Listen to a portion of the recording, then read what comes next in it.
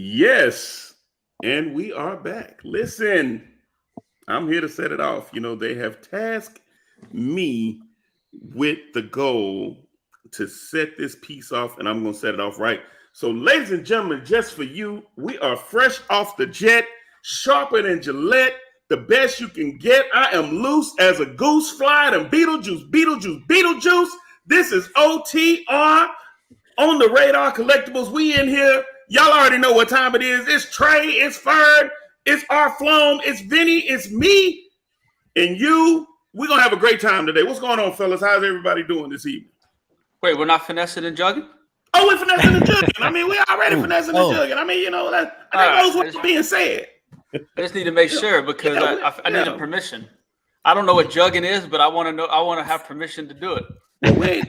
We finessing and jugging. Not jugging. See that with jugging. There you go. Is that something white people can say? I need to know because if I say it in a place outside of this, I need to make sure I'm okay. I think maybe. I think maybe. Okay. All right. I think it'll be okay.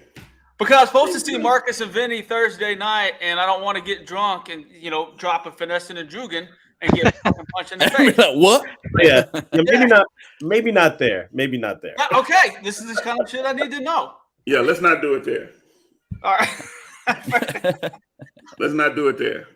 But anyway, ladies and gentlemen, welcome to On the Radar. We are here. Hope y'all had a great week. It's Monday. We here again every Monday. Tune in, YouTube, Rumble. Go ahead and hit that subscribe. Go ahead and hit that like. You already know what time. God damn it, Vinny has on clothes again. Wow, are you looking for something different? I'm really trying to understand. Vinny, what is the affinity with your chest? These people want to see what they want to see, Vinny. Damn, you're going to have to give it to them in a minute, Doc. I mean, what's up? In a minute. In a minute. Yeah, you're going to have to do that. I mean, not right now, but in a minute. In a minute. We'll give you a minute. By the way, we're going to be giving away a brand new GeForce 1600 Super video card today for somebody who leaves a comment in our Rumble section in the next 48 hours. We're going to pick our favorite comment from tonight. We're going to give it 48 hours once the podcast is over with, and we're going to decide who leaves the most unique comment. It doesn't need to be crude, just something that you can tell that they watched the podcast, and I'll send this your way. Exciting.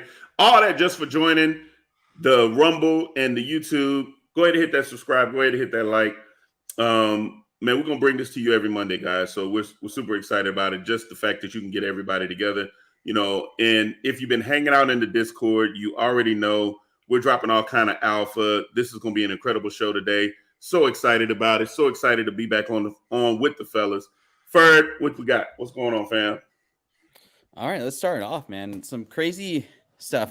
This isn't exactly a financial equities investment by the stock type of show, but we felt like this should have been kind of just brought upon us and just kind of presented here. But a couple crazy things happened over the weekend and starting last Friday, it hit my sector a little bit. Silicon Valley Bank gets closed by the FDIC. A lot of people I've talked to were a little having like kind of repercussions of the 2008, debacle and with Lehman Brothers and, investment banks like that. I feel just personally, it's a regional thing. It's something not to be kind of put to the wayside. I think I kind of feel like it's an opportunity to look at other places of investment or not to be too crazy about it or like too worried, I guess, about it. Silicon Valley Banks, it's a Silicon Valley based bank. So I live in Washington. It doesn't affect me. If anything, it probably deters people from going into like a smaller bank like that anyway. I don't know if you guys had kind of read about this at all, but what do you guys think about this? I think it's scary as shit. Yeah, absolutely. I mean, I saw some of the videos on Twitter from a bank not too far in Brentwood. Long lines out the door on a rainy day. I think it was on a Friday. People trying to pull their money out. So it's just kind of sad to see, when the news hits, people are scrambling, and it just, shit just hit the fan, and people can't take their money out, or they show up to the bank and there is no money to take out. So It's crazy to think though that like I don't have this kind of money, but let's say I had $200,000 in a bank account. A majority of the banks you go to do not have that kind of cash on hand. right. Right. And then you have 20 or 30 people going in to go get that money at the same time. I mean, it'll shut a fucking bank down. I mean, that's on a small scale. But I mean, Wade's talking about it. They've known about this for months. I mean, this isn't something that just crept up on them. It's interesting. You know, one of my best friends is a regional manager of a credit union in Tulsa. He'd worked for Bank of Oklahoma. He's worked for MidFirst. He's worked for a couple of the bigger banks in Oklahoma. And he said that he honestly thought this morning that a majority of the people, the older people in the United States, were going to make bank runs this morning and try to liquidate as much cash as they can. And he didn't know what was going to happen today, and he was nervous about it. And it didn't quite happen to that extent, but I guess 2 more banks closed in New York, and a couple other regional banks are in the process of failing. Yeah, I think the other thing that's scary about it is that, let's say you're in that higher bracket and you have more than 250,000 in these banks, $1 million, $2 million, and the insurance is only covering up to 250,000, FDIC insurance. So that's kind of scary, man. It's kind of scary if you're parking all your money in banks. I'm not sure if you guys heard Giannis has 250K spread over 50 different banks just to kind of cover his bases. I thought that was pretty interesting. 250K or 250 million? No, 250K spread across 50 different banks. Like he has 250 at one bank, 250 at another bank. Oh, okay. Yeah, 50 different banks. I thought you meant 250,000 spread equally, and I was like, that's just. I think it's bullshit that the FDIC is covering all the crap that SVP did. I don't think it's right.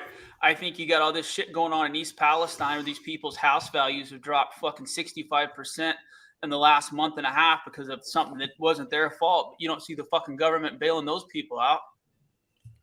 But those aren't their voters. See, it gets political to a certain extent when you start talking about this shit. But you go and look at the people, the main people that were owed money, and it's not a coincidence why they're getting fucking bailed out, in my opinion. It's unfair. They made horrible decisions as a bank, and yet somebody's going to have to cover for all their fucking problems, and it's going to be us. It's going to be the fucking taxpayers down the road who are going to have to fucking shutter this bill, and it's just crazy. I mean, but that's the way it kind of plays out, right? It happened in 2008. Ferd, I'm pretty sure you can speak on that better than I can, when all that shit went down. Yeah, I kind of did a little more of a deep dive with Silicon Valley. I won't get too into it. I don't want to take up too much of our time, but essentially, this happens with every bank. Like you have all, you want to get as many deposits as you can and then lend it out so you can make, the spread, 3% or whatever it is. Well, they did so well with VC money, but it was just sitting there.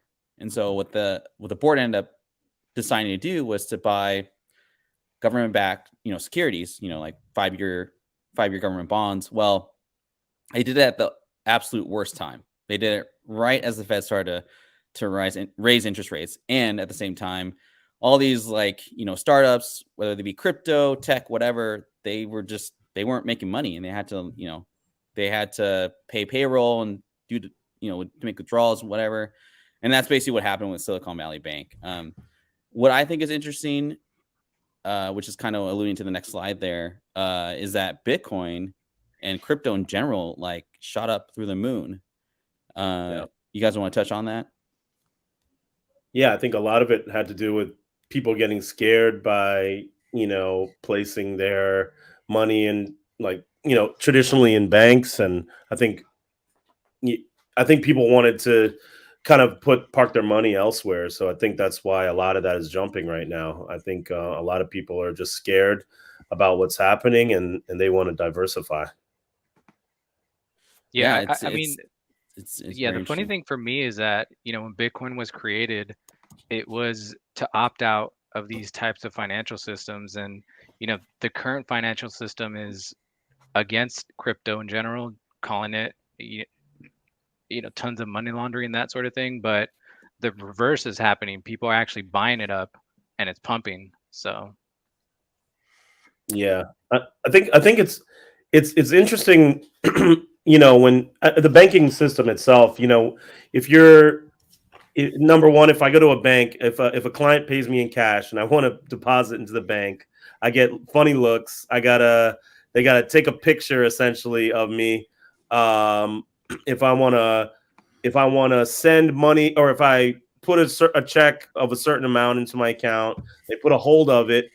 I mean, I'm telling you, I'll write a check from my own law firm to my account, and I've had holds up to 2 weeks just for it to go into my own account from my own account. Pulling out money, just all these types of things. It's like, it sucks, So when you have the ability to use crypto and literally send money in seconds to somebody else with no issues, no problems, nothing to, stop what I'm doing, that feels a lot better, Yeah. Good stuff. All right, let's get some more happy stuff here.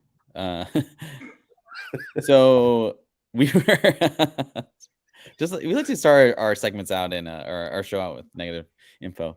I thought this was really cool. Corbin Carroll, he's actually from the same high school that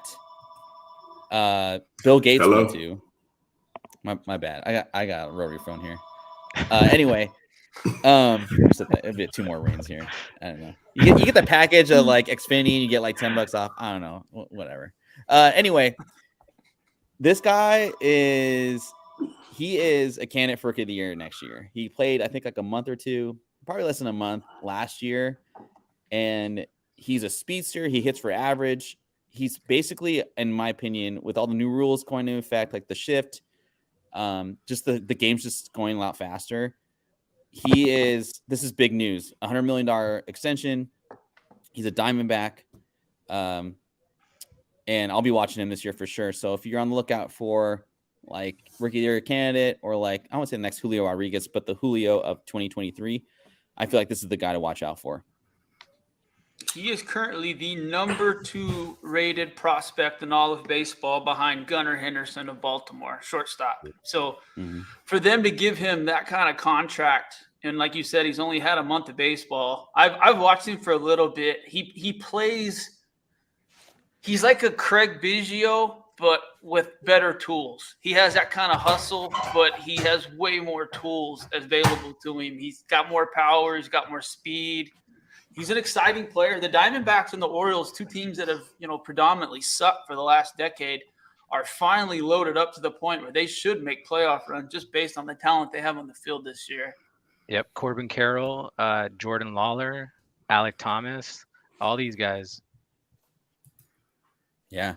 I'm getting excited about baseball. I mean, I know we're fixing to roll into it and discuss the World Baseball Classic, but with spring training going on, the World Baseball Classic, this is my favorite fucking time of the year. Basketball's, college basketball's ending, which college basketball just sucks to me now. It's just a waste of time. It really is. So just like, let's get to fucking more baseball. Yeah, I was shocked at how much at WBC I've been watching. Like, I was texting you guys, like, dude, like, the storylines are pretty cool. Like, I saw Israel was in it. That was kind of interesting. Yep. I didn't know. And then like the whole storyline with was it Czech Republic,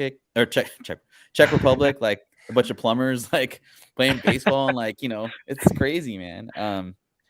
But yeah, and then Trey, like I was kind of wondering about WBC prospects, and like you brought this guy up, who I know a little bit about, but yeah.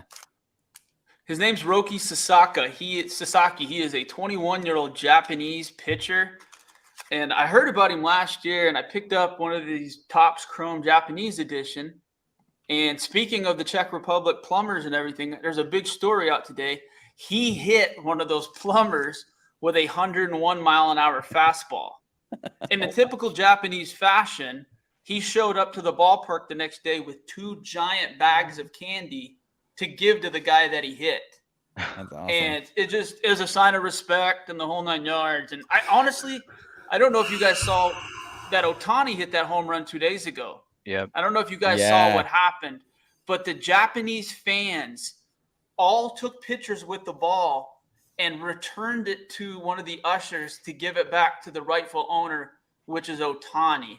That you can see it. They're taking cell phone photos of the ball and passing it down one by one. Nobody's taking extra time, and they gave it back to the usher to give it back to Ohtani.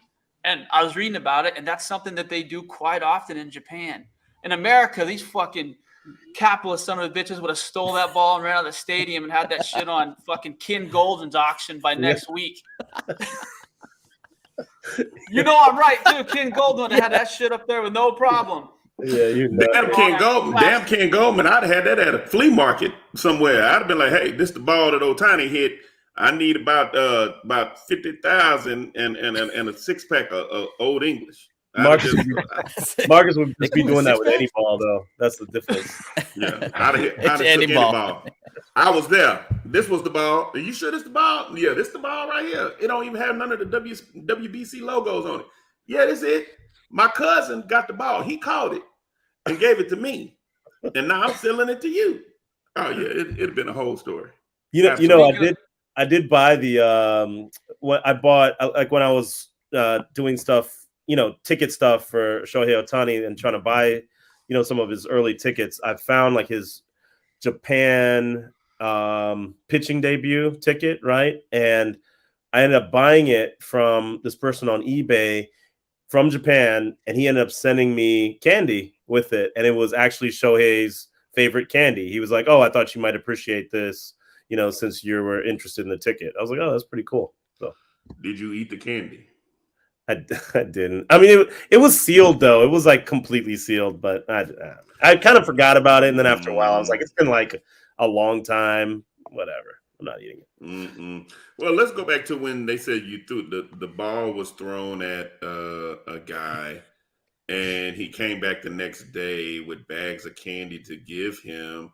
I'm gonna be honest with you. Don't hand me no damn candy after you just threw 101 mile per hour fastball at my ass, and now I have a bruise. I'm hurt, and you bring in 2 bags of damn candy. I don't want no candy. Don't be sorry. Be careful. That's what I want you to do. Don't throw no ball at me like that. That's what I want. And Doc Joe makes a good point, and he's not wrong, except when it comes to the Japanese market. They collect pitchers differently than the way we collect pitchers in the United States. Like, I'm trying to think about it. Like, Jacob deGrom, Clayton Kershaw, Max Scherzer, those are our aces. Those have been the 3 best pitchers in baseball for the last 5 to 10 years. And their rookie cards don't go for a whole lot. I mean, the Kershaw, a couple of the Bowmans do, but they don't do really well. In Japan, it's the exact opposite. Pitchers are on a different level. So that's why I picked up the Japanese version of Sasaki. I'm not telling you to go buy a bunch of pitchers, but at the same point in time, with eBay turning, collectibles into a more global market instead of a centralized market, and especially now, I don't know if you guys saw that same thing, but 2 weeks ago, I was automatically opted into international shipping on eBay, which I didn't is even big. notice that. Yep, they said that. And what was interesting about it came with a guarantee. They said if anything happens in shipping or any type of issue happens after they receive the package, eBay will pay for it. You are not on the hook. So it's kind of a win-win, to be honest with you. But that being said, this turns, especially basketball. We noticed this during the pandemic that like Prism basketball and a majority of the big Doncic and Zion cards and Ja cards were being sold to high-end collectors in Japan and China. Right. And it's starting to turn that same way when it comes to baseball. If you look, a lot of the superfractors and high-end cards are leaving North America and heading over to Asia. So you're not wrong about the pitchers, but like I said, depending on the markets and especially young, exciting prospects, there's a little bit of money to make if you can get onto them early. Speaking of the pitchers, there's actually the one Phillies prospect that I think he's a lefty, Andrew Painter. He's the one pitcher that his cards currently are just going through the roof. So I mean, if you can find his stuff cheap. But he's 6'7" lefty. Yeah. Yep. It's a freaking tower. I mean, Trey, you want to talk you're a about Seattle Jasson? guy. Yeah. Yeah, I mean, you're a Seattle guy. You know what it was like to fucking Randy Johnson. The angle that he could create at 6'11" from the left hand. I mean, no one had ever seen those angles before in a pitch. I mean, I think the only pitchers I would ever be like, oh, I'd pay $100 for that autograph, like rookie or whatever, Randy Johnson and Nolan Ryan. Those are the only two I could think of. And I would do maybe Greg Maddux. Greg Maddux was cool. I liked who's a Yankee pitcher from? He was in the Royals and he went to the Yankees and won like 4 World Series with them. David Cohn. I liked him. Cohn is a good one. You know who my all-time favorite pitcher was? Orlando Hernandez. El Duque? El Duque was my all-time favorite pitcher. Dude, he didn't have 100-mile-an-hour stuff. If you remember, he'd throw about 89, but he would have different arm angles. I mean, he was a jump baller. But at one point in time, he had the highest winning percentage in World Series history. I think it actually went – I think that last series he had kind of went down. But I like watching pitchers. Like Maddux, same way. To watch Greg Maddux back in, in the 90s when he was playing for the fucking Braves during the day, on TBS, to watch him throw a 91 pitch, shutout in an hour and a half was amazing. Dealing. Mark Pryor, man. Mark Pryor was like the second coming. Oh my God. Tree trunk legs, man. Anyway, speaking of tree trunks, Jasson Dominguez, this guy won't stop. And I read reports that Brett Boone's like, nah, we're not gonna, or Aaron Boone was, we're not gonna promote him. Do you guys think at 20 years old he will make it, like, say May or June? I mean, I think if you're good enough, you should be playing. I told you guys, Jeter was the same age. He was 20. Yeah, he was up there. I mean, I guess they want to not put so much pressure on him, but if you can make an instant impact, and their outfield besides Stanton and Judge, isn't the well? I mean, if you include him with Stanton and Judge, that's power lineup.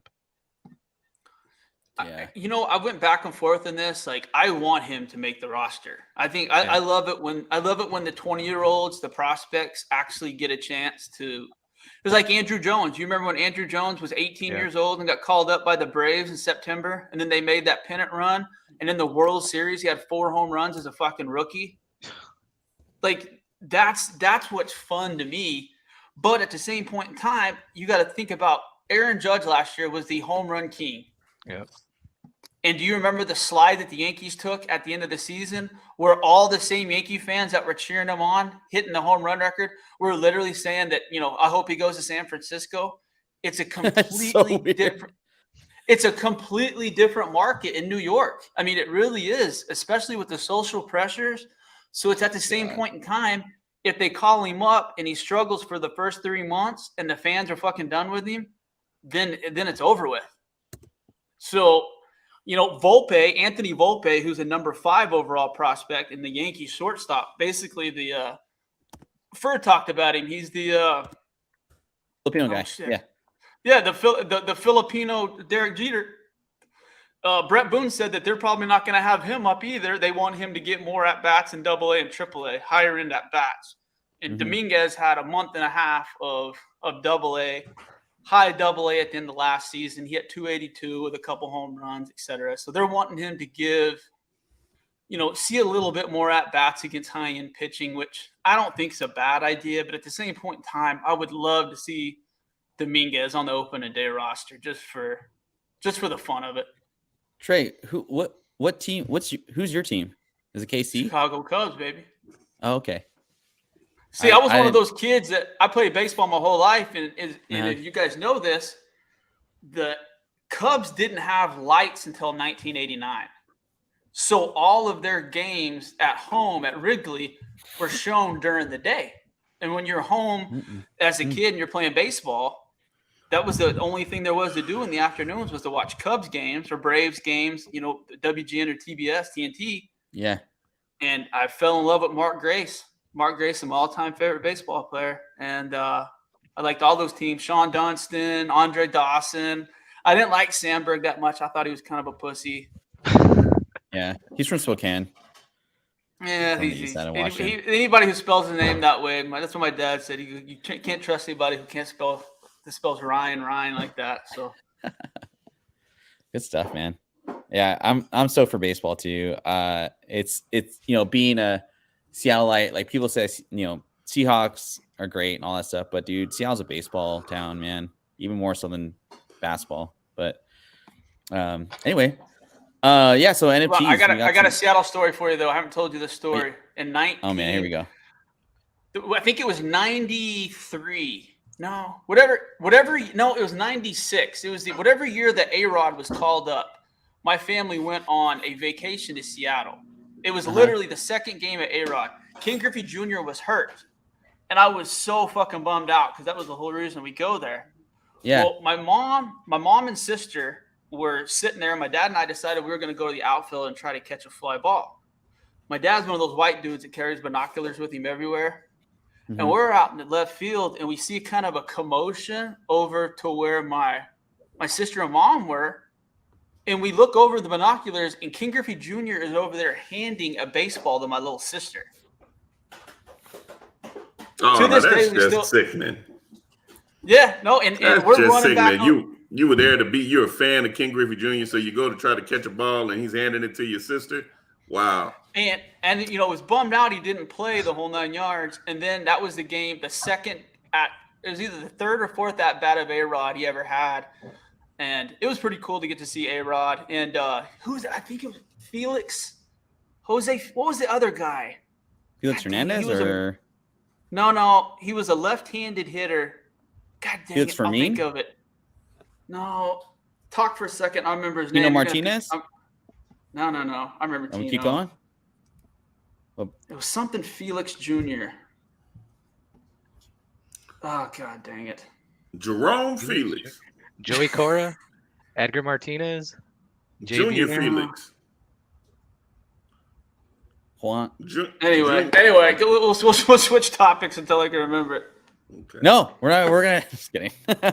Just the way here. Jermaine Devereaux. Okay, so NFT stuff. We got some NFT stuff. You want to roll with this, Vinny?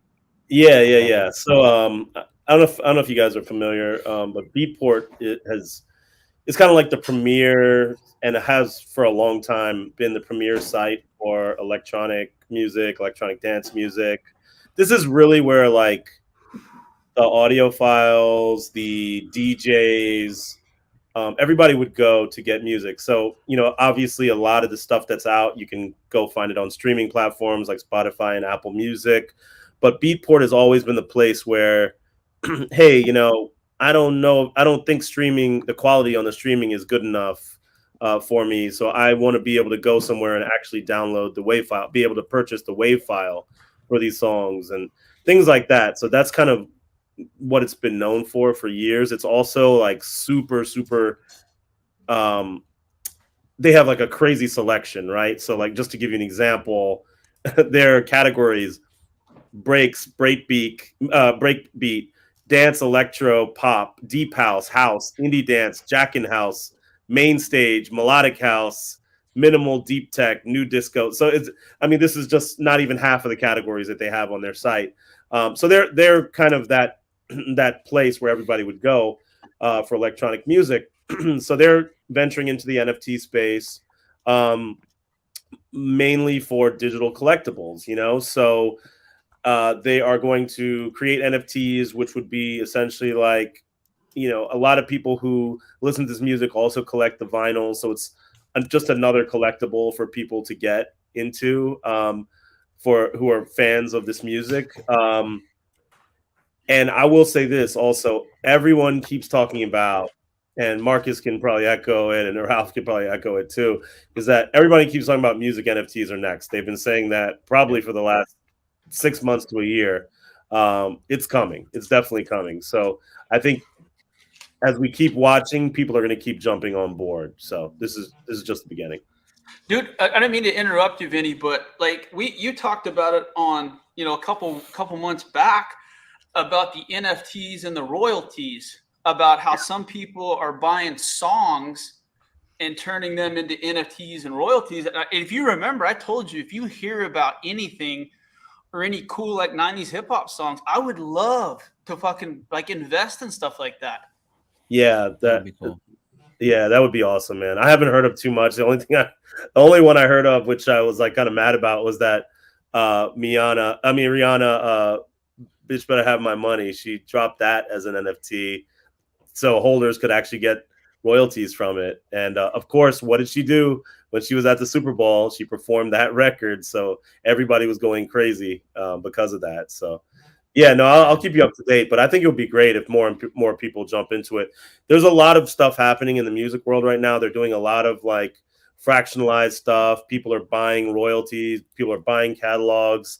So this is really kind of the next step. The next evolution of that is people owning it on the blockchain, owning their fractionalized share of various records. So, yeah. And then we got. I think this is they've been talking about this for, you guys have brought this up a few times, but Starbucks is really getting into this NFT situation, huh? Yeah, Starbucks is continuing to find growth in Web3 in the Web3 realm, despite the bear market conditions. With its first paid digital collectible from Odyssey program selling out in under 18 minutes and secondary volume reaching over 234,000 US dollars at the time of writing. The latest release follows the success of its first free-to-claim collectible, which has seen over 180,000 in the secondary volume and sits at a floor price of $1,750 per token. Let me repeat that. It was a first free-to-claim collectible that is now sitting on secondary that sells for $1,700, almost $1,800.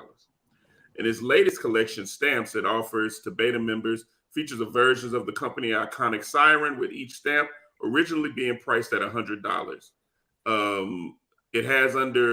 It's a 2,000 piece collection and it's sold out in under 18 minutes.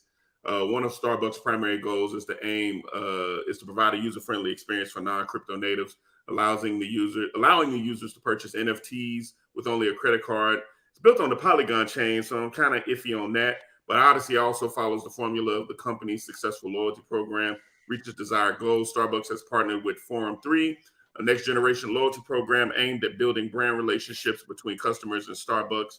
So in a nutshell, you're about to have this whole Starbucks movement, and, you have the NFT, you end up getting free coffee, free things of that nature. It's happening. It's coming. This is what I mean when me and Vinny talk about utility coming to these NFTs. This is what we mean. You said it was It's really 1,700, cool. Marcus? Yeah, so it said that it was the free to claim one. Mm-hmm. They were free to claim, and now on the secondary, okay. the free ones sit at $1,700. That's crazy. The ones that So- were free. Can you How do you get explain this? Web3 to people that don't know what Web3 is? Well, Web3 is more of like your NFTs and things of that nature. It's where it creates the utility. Web2 is going to be like anything internet based, right? So it's going to be like old school versus new school, and that's just kind of in a nutshell the easiest way to kind of make it all make sense, right? Where you're seeing like, what did it say? What I miss? If you have the NFT. If you have the NFT, you get a straw. Dude, Right. I don't get straws in my coffee, but I don't go to Starbucks anyway. But That's the utility. Right. it's But I guess, hey, we're ready. but I guess That's it. that's in a nutshell. Like, it's more of a creating, real in real life experiences, utility that comes with the NFT. Like, it's like, how does it affect your daily life? Compared to Web 2, it's all kind of internet based. That's kind of in a nutshell.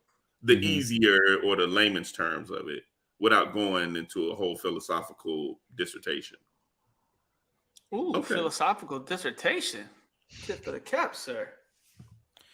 Well, that's fun stuff. This is interesting stuff that I think is kind of weird that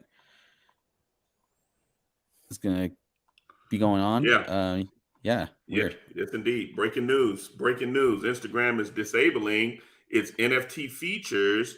And what the story is that, their Meta, which is, of course, the parent company, Facebook and Instagram, they're chasing the AI with the Chat GPT and the Chat AI and all that other stuff. Like that's what they're trying to compete against Chat GPT, right? So earlier today, it was announced that it will be ending its work on digital collectibles. In a Twitter thread, Stephanie Casriel, commerce and fintech lead at Meta, announced that features supporting NFTs will be disabled across the platform.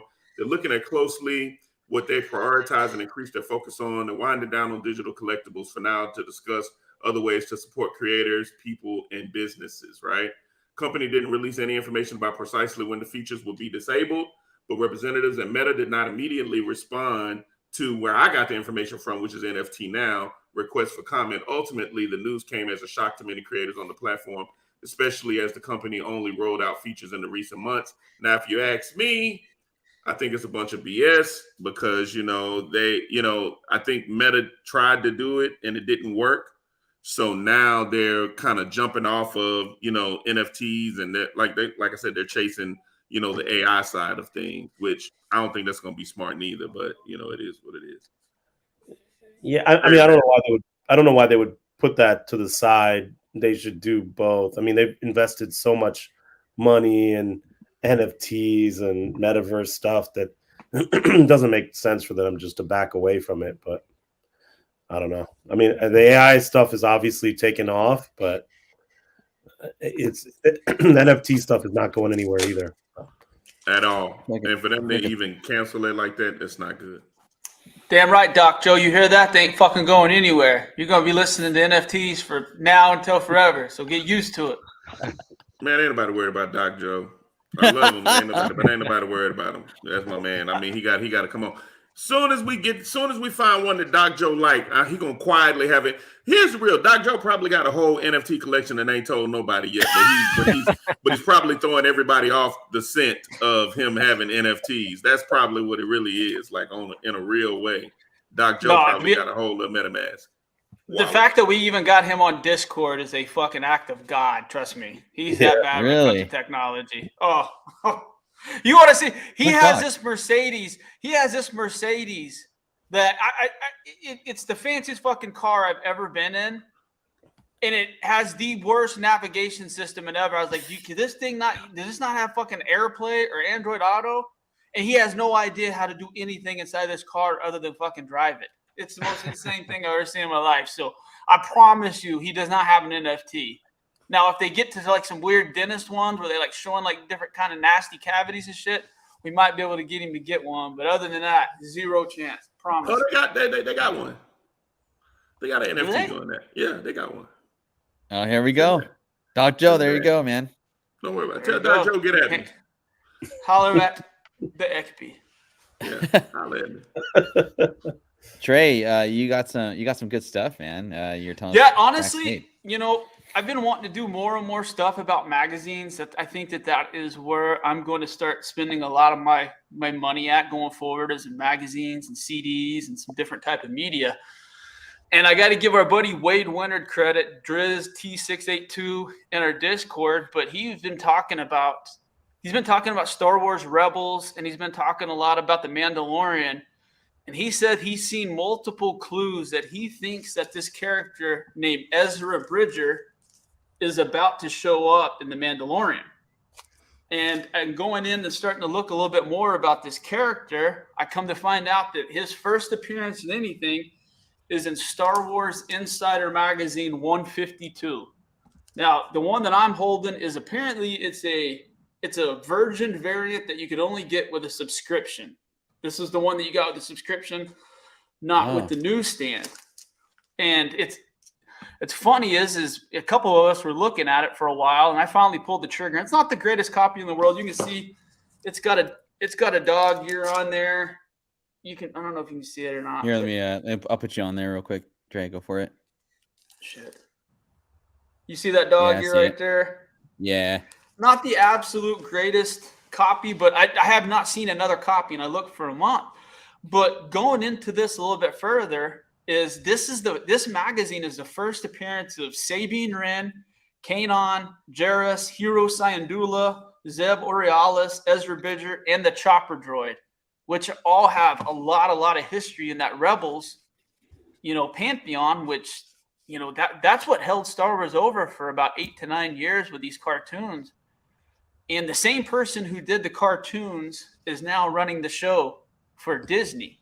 So this is another one of those things, you know, if you go look at some of the first appearances of the Marvel characters in the comics in the last 3 to 4 years, they've gone up significantly. So I'm starting to look in a little bit different direction. And this is technically their first appearance. So there's a couple other Star Wars Rebel magazines that have some first appearances.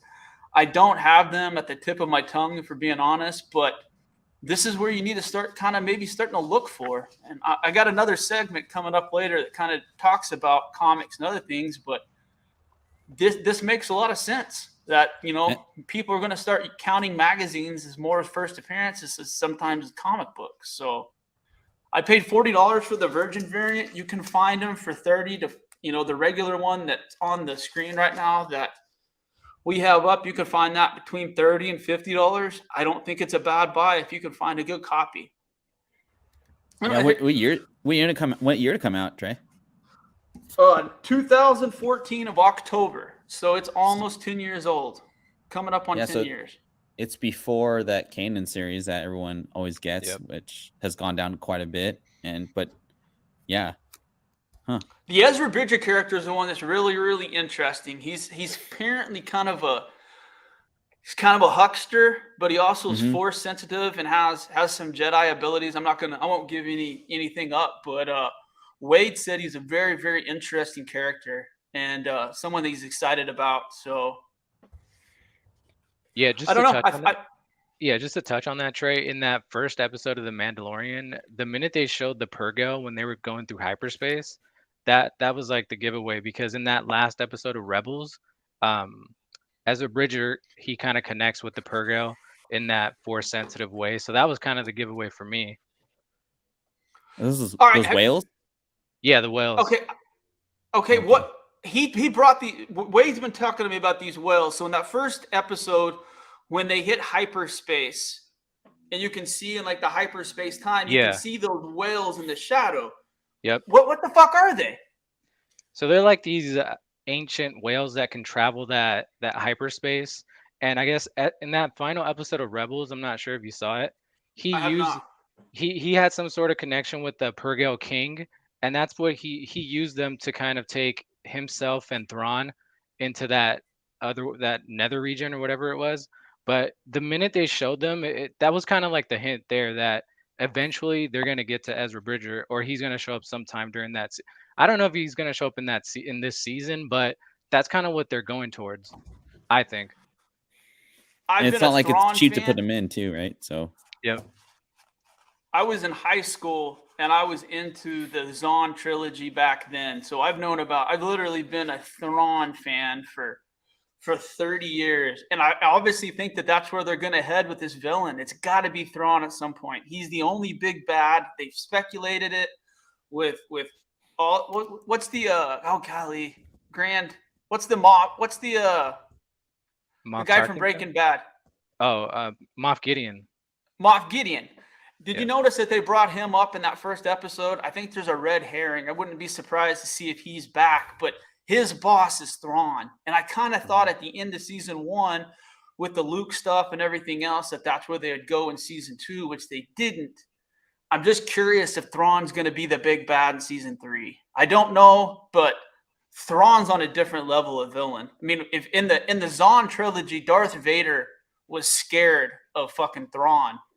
And Thrawn was trusted by the Emperor over Vader. So it's going to be an interesting character. If you remember, that's one of my last specs I did on CBSI was the Matina Thrawn variant, which is now like a $1,400 9.8. So, dude, Star Wars pandemic, it was like $6K. I mean, was it pandemic, really? But yeah, I saw a sold one blue green. I swear you either had one or highlighted it one time, but yeah, it was nuts during the pandemic. He's one of those cool Star Wars characters, you know. Yeah, it's like Dash Rendar. There's a couple other that haven't made it into the canon yet that I think has some potential down the road. But yeah, I never watched Rebels. I'm supposed to watch it. I haven't downloaded, but I mean, everyone tells me it's really, really fucking good. So I need to probably catch up on that before I talk too much more about it. All right, Trey. this is all you, man. What do we got here with your speculation is dead? Honestly, and Ultra Maximus isn't wrong. Speculation isn't dead, but the way people have been speculating on comic books for the last 10 years is dead. And honestly, I'm one of the people that probably started this trend, and it has not been great for the hobby. It just hasn't been. You go and look at some of these books, you know, everyone always said that Silver Age and Golden Age will never go down. Well, in the last 18 months, that has been proven to be false. We've seen some major keys start to fucking hit the skid marks and go down. I think that this is one of the most necessary things to make comic books relevant again. Is we have to people. You know, there's good speculators that actually read comic books. Ultra Maximus is one of those people. He's not one of those people that, you know, just looks at covers and looks at titties and ass, and that's how they buy comic books. And what's crazy is, in getting back in with the comic book community for the last, you know, year and a half, majority of people buy comic books based on the tits and the ass on the character of the cover. Tell me I'm wrong. How many people, I mean, in the Raz room, how many people have put up a Vampirella book? And I guarantee you not a single person has read that book. Seriously. So, yeah. I mean, all these Hughes books and everything else, that's how people are speculating now. They're not reading the comic books. You know what I mean? They're not watching. You can't tell me that he's not wrong. People know who Power Girl is, but they have no idea where she came from or what her true story is. And that's a problem.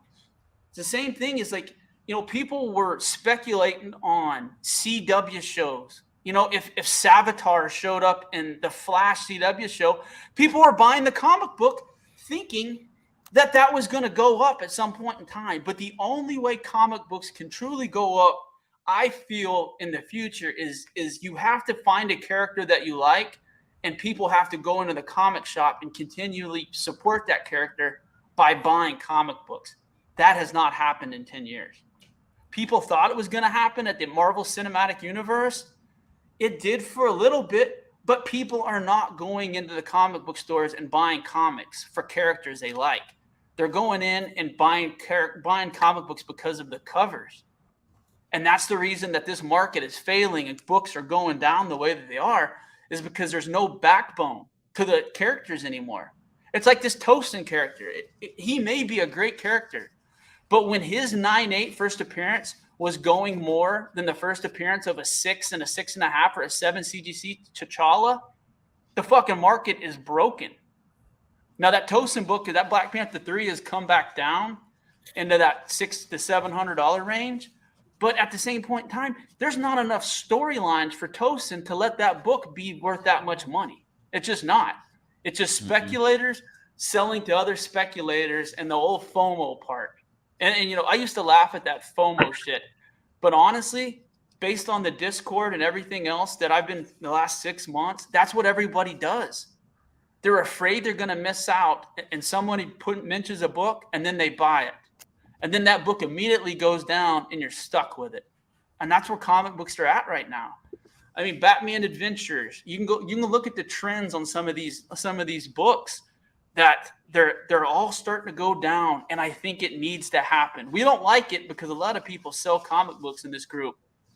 But for comic books to heal up, a lot of these books have to go down because there's no reason for them to be at the value that they're at. Nothing has happened for these books to be. You look at that giant size X-Men. I mean, how many first appearances does that book have? I mean, it has one of the best first appearance lists of all time. Obviously, with the Marvel Cinematic stuff fixing to come up, you think that book would be going up, but look at it. It went up at the end of the pandemic, and it's slowly been on its way back down. And this is a time of the year when comic books generally do the best. That in a week of SDCC. But I keep going back to this, is that what in 10 years from now, what do you guys think is going to be the cause for comic books to go up in value? Because for the last 10 years, it's been because of cinematic or TV appearances. And that is based on people thinking that those characters are going to get a push and they're going to start buying their comic books because they're attracted to those characters. That has not happened. So how do you guys think comic books are going to go up in the next 10 years? I'm genuinely asking. Like, what is going to be the basis or the standard for speculation to live on? And how are they going to actually go up in value? Is it going to be because of movies? I don't think it is. I think that's the reason we're in the shithole we're in right now.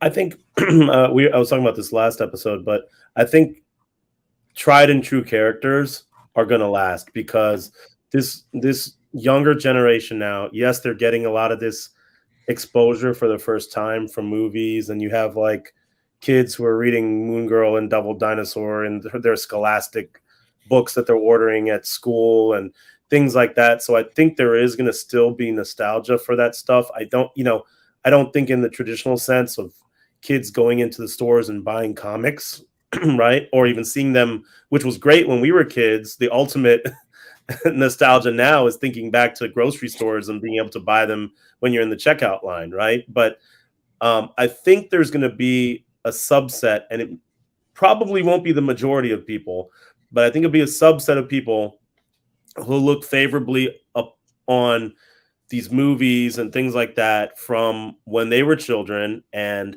they're going to say, oh, where did this come from? Like, what's the history behind this? Oh, I really want to get the first appearance. I can see that happening. But in terms of a lot of the other books that are coming out, if they're not really making that impact, I think comics are on there. I mean, I hate to say it. I just don't know if they're going to last. At least not as we know it. I don't know if they're going to last. I've talked about this for a while. People are not buying comic books. Like, when you go into a comic book store, they're not 15, 16, 17, 18, 19, 20, 21-year-old kids. They're 40-year-olds that look like all of us. Mm-hmm. You go to the comic book conventions. They're not young people that are into comics that are buying comics. You know, everyone's like, oh, the cosplay, this and that. I've said it for years. Those fucking people do not buy anything. They just go to comic conventions to fuck up the lines and to get in the way of things. They don't buy comics. You know, and then the other argument is, well, a lot of people are buying trade paperbacks. I don't buy that either. I think a majority of comic book media is stolen right now. And people who do read comic books are reading them on the Russian websites. I've talked about that before. I talked to one of my buddies who owns a store in San Antonio, and I asked him what the biggest issue was for him in the last couple years. And he said it was the people stopped buying the comic books and they're reading them online for free. He said you can get the comics on these Russian websites a day before they're actually released in the United States, and they're in perfect quality and everything else. And he goes, why would you go to the comic book store and spend $30 when you can make a couple clicks and read the same comic book?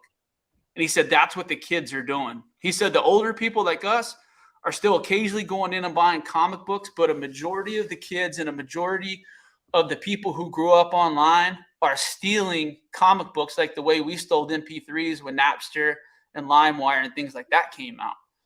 And that's why I think comics are in trouble. Trey, do you think the consumption of comic books, like when we were kids versus like now, like I just felt, and maybe it's just the area that I lived in, but like I feel like the comic book / sports card guy was a lot more like accepting of kids coming to a store, and he made it like a fun place to go versus now. I feel like it's like, and maybe it's just in the recent years, but like I've taken my nieces and nephews to like a comic book store, and I'll let them kind of not really run around, but just kind of look at stuff and pick things up, and they're not like messing with anything. And it's always like the comic book guy behind the counter is like, it doesn't seem like he wants them there. And I feel like you are an idiot as a marketer, as a business person. You will need to cultivate those generations, because that kid's going to remember either a year from now, like, I don't want to go to a comic book store ever again because of the a-hole guy behind the counter. I just feel like nowadays, like, there's just like, and besides the people getting their stuff stolen, it's just not a fun environment to really go into, whether that's the consumers that do consume, like adults that are trying to bump into kids in line and get a #1 copy of first appearance, blah, blah, blah, or the owners of the shops. That's just kind of like my little rant. I don't No, know. dude, Yeah. you're 100% right. Like one of the issues I've talked about it on the old Unpressable days is I hate every fucking store owner in Oklahoma City because they're all assholes and they're all bad at their jobs. Like they would get mad if Wade and I would go into the store and we'd buy 3 copies of a book they had for $3. And after a while, they'd stop letting you buy anything. Like, wait, why are you buying this? Well, because it's fucking marked for $3 and this is a comic book store. That's why we're fucking buying it. You don't need to know why we're buying it. And it just got to the point where every time you'd go in there, it would be a fucking verbal altercation about why are you buying this? And they were mad because they were behind at doing their jobs. They were mad because people like myself and other people who were into speculation early on and at the time knew about more what they had in their inventory and the value of it than they did. And they started resenting people for it. Yeah, I had a similar issue at one of my stores, you know, I've spent, I mean, an ungodly amount of money at, right? And it so happens to be right next to my son's school, right? So I would go on like a Wednesday, and then, you know, if I'm killing time on a Friday before I pick my son up, I would just stop by. It's not like I'm looking for anything, but because I'm there, I'm inadvertently spending money, right? Buying books off the back issue wall, whatever. It's not even necessarily spec books or anything, right? And so then they confronted me about it, and they're like, yeah, it's come to our attention that you're, you know, coming back and buying books again throughout the week. I'm like, are you sure about that? I was like, number one, you guys said it wasn't a problem to buy multiples of a book with like, and then number two, why, like, okay, cool, I'm just gonna stop buying books. And that's literally what happened. I went from spending like $200 a week, $150 a week, to like $20 a week. And that's just, it really, honestly, that and a few other experiences almost turned me off of comics completely. Mhm. You know what I mean? The other thing I will say is, agreeing with what Ferd said, I bring my my 4-year-old son into the store with me. I try to bring him in different stores, and not every owner is like this, but I agree though, man, like there is a way to interact with kids that will leave them feeling like, okay, this is a fun place. But Mhm. maybe 50% of the stores do that. And I'm like, this is really like your customer, you know, like your next customer in 10 years or 7 years or something like that. So it's a little, I don't know, it's a little odd. It's a little odd. I will It- say it's funny this. at my LCS, the owner is super cool and he invites, because there's a high school down the street. The kids hang out there, but they don't buy books. They hang out in front of the store. They actually read the books in the front, but they don't buy them. So it's like kind of the opposite. Yeah. I actually I found out because my sister told me that there's actually a Girl Scout badge of comic book, like going to a comic book store and learning how comic books are written and like how a comic book owner like does their business. And there's like 4 local LCSs I have, and I was like, I want to just pick one where the guy's like really cool and like, you know, he has like good stuff there. And you know, it was a cool experience, I think, for the girls and all that. But he didn't really interact with them very well, and they were kind of bored.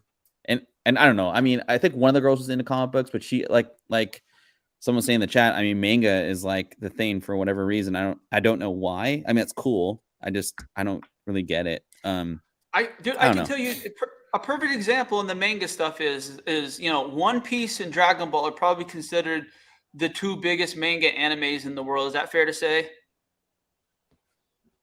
Which ones? Dragon Ball Z, Dragon Ball franchise, and One Piece. Yeah. You know, those yeah. are the. Do you know that every month that you can go to the Viz Media website and read the new Dragon Ball Super manga for free? Crazy.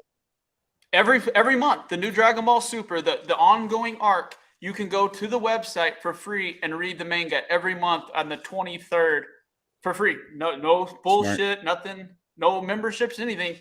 So for free, you're able to keep up and with basically one of the bigger franchises in the world. You don't have to go deal with fucking weird comic store owners. And that's the other problem. You know, Wade made a joke, but it's the truth. We had this one shitty place in Oklahoma City called New World Comics. You would go in there and there would be nothing but dirty pizza boxes and just trash. I'm not joking. I wish I was joking. It was absolutely filthy. And the people in there were just, severely overweight with their, belly buttons showing and their ass crack hanging out and, haven't shaved or any type of, it's one of those deals where you'd go into it and you'd be like, God damn, I don't belong in here. And I stopped going to it because of it. Seriously, it's just. Yeah, that sounds like my owner. The guy's like always eating Panda Express and a Big Gulp from 7-Eleven. He's like burping all the time. It's like, dude, he's super cool though, but it's like he just doesn't care. But honestly, it's one of those things where it made me dislike comic books because, like multiple people said, you'd go in there and spend $400 or $500, and the next time you'd come in, they'd almost scowl at you like you stole something. Mm-hmm. And then you go up to the counter, and then the eBay pricing started happening. Yeah. And once that started happening, fuck that. Yeah. If you don't have your shit marked, and if your shit doesn't have, if I go into your store and you don't have the value on your book, and you want to start looking it up at the cash register, I'm out. Yeah. I'll say the reality of it for me is, the art of collecting is fun for me, right? But and I'm not doing it to make money. I mean, just being honest. I mean, I have a job. This is not how I make my money. But once it becomes where it's not fun anymore, then what's the point of doing it? So let's form a revolution. and Trey, maybe like when I go in the mall, like GameStop is packed, and maybe that's where the world of collectibles is kind of heading towards. Like, there's kids like 5 years old to 22. And GameStop, I mean, it's a packed store, and I think they just have that environment. So, and Vinny, this kind of leads into like what our new next. You're gonna say something, Trey? Yeah, no, I mean, Ultra Maximus said it again. More and more kids, the kids that were when we were, 15, 16, were going into comic book stores. They're into Pokemon now. They're into different collectibles. They're not into baseball cards. They're not into football cards. Like, I'm genuinely concerned. I mean, we touched on it briefly last week, but like, do you think people are going to give a Frenchman's fuck about G.I. Joe and some of the stuff that we hold in high value right now? Like, honestly, do you think in 20 years that anyone's going to give a shit about Serpentor or Zartan? I'd like to think they would, but why would they? No, that's what I mean. So, yeah, unless there's another property that comes out that's really good that this new generation can relate to, then I mean, unless that happens, then I think it's probably gonna move on to whatever else is coming. One Piece, all the anime stuff. That's this generation, these kids. That's why I'm telling everybody that I know, like we're the last generation of G.I. Joe, GoBots, Transformers. I mean, all of that stuff is cool for us.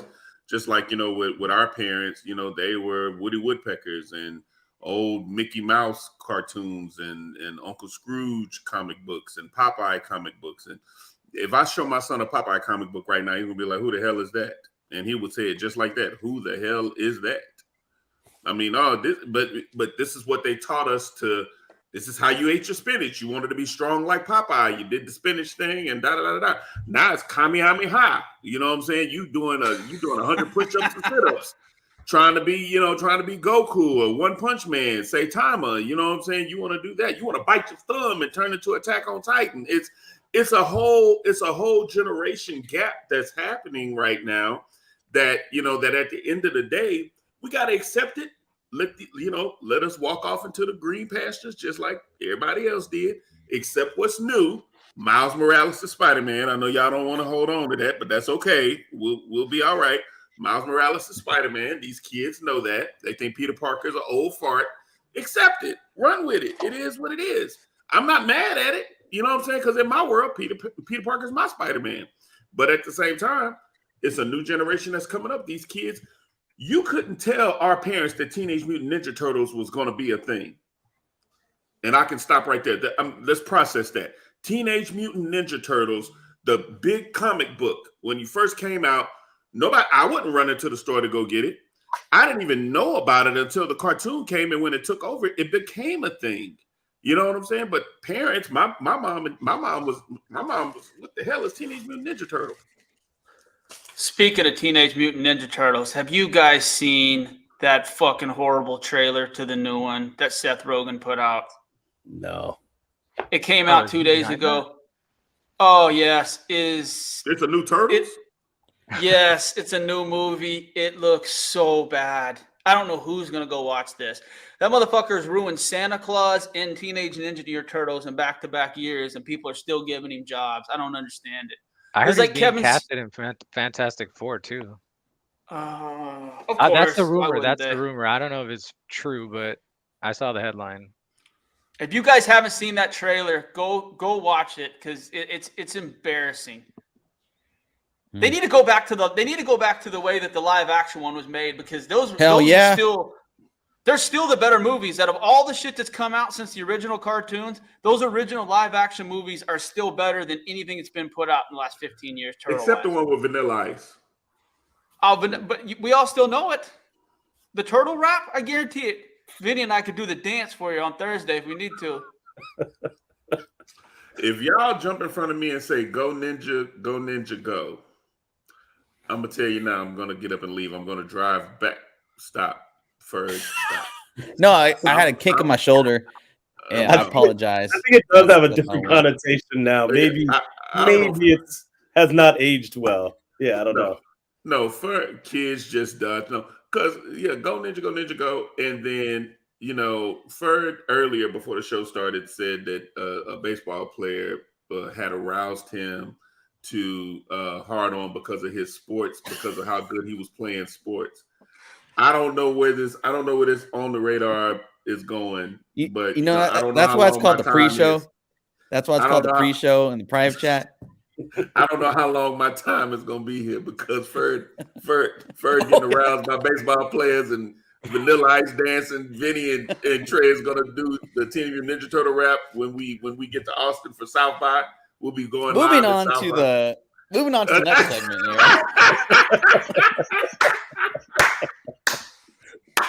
But hey, I want to say one last thing on the comic book thing, and you and I have joked and stuff about the Peter Parker stuff, and I don't think you're necessarily wrong that the new generation of kids, that Spider-Man, that Miles Morales, is their Spider-Man or close to it. I mean, but here's the thing, the same thing with Harley Quinn. Mm-hmm. But the young kids aren't going and spending money. No, they're not. Here's a perfect example. I went to Walmart yesterday and they had a whole bunch of the new Marvel Legends and the Miles figures and everything were sitting there. I bought one, but it blows my mind. Like where the kids aren't spending money. But I'm saying I don't want to cut you off, Trey, and forgive me. You're good, brother. But at the Walmart that I was at, it was those Marvel Legends dropped. There was no Miles nowhere to be found. That's but I'm in Houston, so that's a speculation. That's a spec market. Like they're gonna come and grab it, and and everything else. And I don't know if it's kids grabbing it or adults grabbing it. I don't know, but there's no Miles to be found. There's no Miles to be found. Does your son read any Miles stuff? He does. He doesn't read like when I show him the early Spider-Man stuff, he doesn't give a damn about it. All he cares about is that Miles story, right? Even with the new Spider-Verse movie coming out. Like he loves Spider-Man from Tom Holland as an Avenger, but he is waiting for Miles to enter the MCU. As with a bunch of these kids, like they're all waiting for Miles to, and I think Marvel knows that. Like they're waiting for Miles to enter the MCU. Just like I know for a fact, I know DC is trying to do something with Static. I mean, it's like, we're in a season where, Static is it, and not because of Static, and not because of color. Let me say that. It's because that where everything is going, it's like it's headed back toward the early 2000s, right? Even from style of dress, even from you start seeing people using the bubble letters and all these things. It's starting to look like it was back in 1999, early 2000. Static Shock ran the early 2000s. So it's like, so in a smart move, I think they're redoing his costume. He's getting a touch up, and I think it could work. Just to be honest with you, just because I think there's an audience that is familiar with Static Shock, and they've seen them as kids, they were little, or their generation, we might have shown, like I showed Mason Static Shock, I showed my son Static Shock, so he knows who Static Shock is. And the cartoons come on Netflix or whatever, the old episodes come on HBO Max or whatever it comes on. I don't know what it comes on. But it's again, all of those early 2000s, you're gonna start seeing those cartoons come back, those kind of characters come back. That's interesting. The Spider-Verse stuff is right. I mean, kids don't have to buy comic books to like that movie and to like that character. I mean, You can buy that movie for $10, $11 digitally and watch it 10 times a month if you wanted to. Yeah. I don't know. I just think comic books I think that this market correction is a good thing long term. I think it's needed. I think people need to start reading comic books again and appreciating characters for the stories that are in the comics, as opposed to where they might land, on the silver screen or the blue screen. I'm gonna show you this too, and I want to, and forgive me if I'm going off of a subject. I know I want us to stay on topic for tonight, but during the Oscars last night, they showed the new trailer for Little Mermaid. It actually looks pretty good. Are people gonna give it a chance because she's not white? I don't know, but. Man, Melissa McCarthy was amazing, and because they finally showed a little bit of her as whoever the lady is, Ursula. Ursula. But it's a very multicultural cast. Like Ariel is, of course, Haley, and the dad is a Hispanic dude. I can't think of his name. It's a very multicultural cast. So I see what they were trying to do with that, but. The movie in and of itself looks amazing. Just the trailer is out. Go check it out. Go check it out on your own time. I'd love to get you guys feedback in the Discord on what y'all think about it. You know what I'm saying? I mean, it's a great conversation starter. The girl can sing. I remember the first trailer. I mean, you can't question that the girl cannot fucking sing because she can sing. Yeah. It's just. I don't know. It's going to be interesting to see because we talked about a few weeks ago. There's been a lot of hate online, and it's tough to hate something that's not fully out yet. You know what I mean? That's I don't think that's necessarily fair. But I'm gonna go take my niece and nephew to go watch it if they want to. Yeah. Why wouldn't I? That's my thing. I just want people to take away the fact that yes, she's not white, but just go look. It was a cartoon. You know what I'm saying? It was a cartoon, y'all. It was a cartoon. Go look at it for what it is. And if you still walk away with the same kind of whatever, it's a trash movie, then okay, it's a trash. If it's a trash movie, it's a trash movie. But don't let it be a trash movie because of the color of her skin or she should have been this and something should have been that. Like, just go look at the movie for what it is and then tell me, okay, I got it. Like I see someone here said, hey, Marcus, what's my take on the Peter Pan movie? I don't know. We saw the trailer, right? Didn't we watch the trailer? The new trailer for Peter Pan? I think we watched it somewhere. Is it a movie or a show? No, it's a new movie. Is it a movie? I don't remember if it's a show or a movie, but yeah, it's a new movie, and I know it's a lot. Mermaids are losing their culture. I'm not gonna touch that. So anyway, go ahead, move on with the show, y'all. Y'all go watch it and then hit me on Discord. Tell me what y'all think. I'm interested to know what y'all think about the trailer after y'all see it, the new trailer. How long is it? So it's a full trailer, like a minute and a half? Oh, it's a full trailer. It is a full trailer. It is the boat. It is, she finds him in the water. She goes and talks to Ursula. Ursula, takes the voice and, she does the whole meme where she jumps out on the rocks and the water splashes behind her, like, when she's singing. And to your point, Trey, she can actually sing like this. They found someone that can actually sing, and I just don't know what these people are going to do when, they have to go get this doll because these kids want it, man. And it's crazy because, again, my daughter, she sees it and she's like, and not to say that we should be, going at it from this angle, But my daughter looked at it and was like, "Daddy, she looks like me." In a world where, you know, they didn't have these options. You know what I'm saying? They were grabbing, these kids, the generation that we came up with, they would grab Barbies, and that was what it was. You know what I'm saying? It was just like, it's the same effect as, Black Panther. You know what I'm saying? When Black Panther came out, my son was like, "Hey, he looks like me."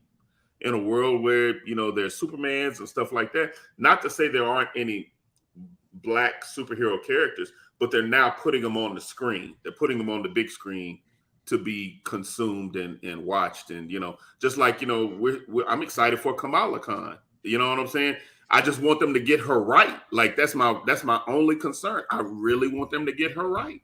Yeah. You know what I'm saying? The Oscars showed me last night, right? That I think it was a India movie that won soundtrack. It was RRR. Not to. Yeah. Yeah. I want to see the movie. I want to see the movie bad because that was a big deal. That was a big deal. Like my mom was sitting there watching the Oscars last night because it's basically a movie in our language that my parents grew up with, and just to see it on the main stage in the U.S. was like a big deal for our whole family. So it was interesting. Right. How you feel about it though? Now that's always I would like to know that. Like, what was the initial reaction like when so that song, Trey, just to kind of put it in perspective, beat out Lady Gaga, it beat out Rihanna, it beat that song beat out every other thing out there. And dude, that Lady Gaga Top Gun song was ass sauce. I don't know. It shouldn't have got nominated for fucking anything. It's seriously. The Top Gun 2 got screwed over. That's a whole nother story. The fact that movies like that will never win an award, because if it's not a super woke movie, you're not even gonna get on the fucking cat. The last good movie that won Picture of the Year was No Country for Old Men, and I'll fucking stand on that. I'll stand 10 toes on that. The movies, I hadn't, out of all the Best Picture nominees, I hadn't seen a fucking one of them. And I love movies. I go to the movies. Top Gun was the only movie that I saw that was even nominated for anything. And let me say this while we're over here in the Oscar category. I don't know how the rest of you guys feel. I'd love to get your feedback on it. Everything, Everywhere, All at Once won 7 out of the 11 awards, right? That they were nominated for. They literally cleaned house, right? The movie was good. Do you think Jamie Lee Curtis should have won over Angela Bassett? Mm-mm. Now, I'm going to say this. Angela Bassett carried Black Panther. She carried Wakanda Forever. I don't disagree with you. She carried. She was powerful in that movie. She made me cry in that movie. Like, I felt her pain. I felt the loss of T'Challa, like in her acting, and I felt her strength in that movie. I never watched a movie and felt like that strength from someone that is not a major character in a movie. And didn't she sweep all the other awards associated, as far as movies and stuff? That she absolutely did. And that's what the thing is. That's what that's I feel you, Ultra Maximus. Actually, I really do feel that. He said Bassett was denied because it was a Marvel movie. I that's how I feel. I think Jamie Lee Curtis did amazing in Everything Everywhere All at Once, but Bassett carried that movie. She carried that movie. Anybody will say that she carried that movie. The movie was great. I just think that, like, what annoyed me about it was no one knew about a multiverse before superhero movies. So I think if that movie came out before superhero or like multiverse type movies, people would be so confused. They wouldn't call it the multiverse. They call it like another dimension or something. That's kind of what, I mean, I was happy, I guess. I didn't care either way that they won Best Picture, but like for Angela Bassett and just the history with, T'Challa like not being there, and I don't know. I was like really upset. Like I'm not watching the Oscars already, especially after last year's debacle with like the Will Smith thing. Like I'm over it, man. It's You know, I'm over it. to be Now, honest, I thought it was kind of funny at first because I haven't seen that movie that Jamie Lee Curtis is in, and I thought she had won for Halloween Ends, and I was like, how are they picking her to No, win that but award? Floam, listen, that Everything Everywhere All at Once is a Yeah, great it's movie, good. but it's not a great movie because of Jamie Lee Curtis. Michelle Mhm. Yeoh and that little boy that played Indiana Jones, I don't know, it's Ki Yoon, whatever his name is. Short round. Yeah, Short Round. That boy earned that. That boy earned. They earned those Oscars. Michelle Yeoh, listen to me, earned that Oscar. Short Round earned that Oscar. And I felt every tear he had when he was like, "Mama, I won an Oscar." I felt that.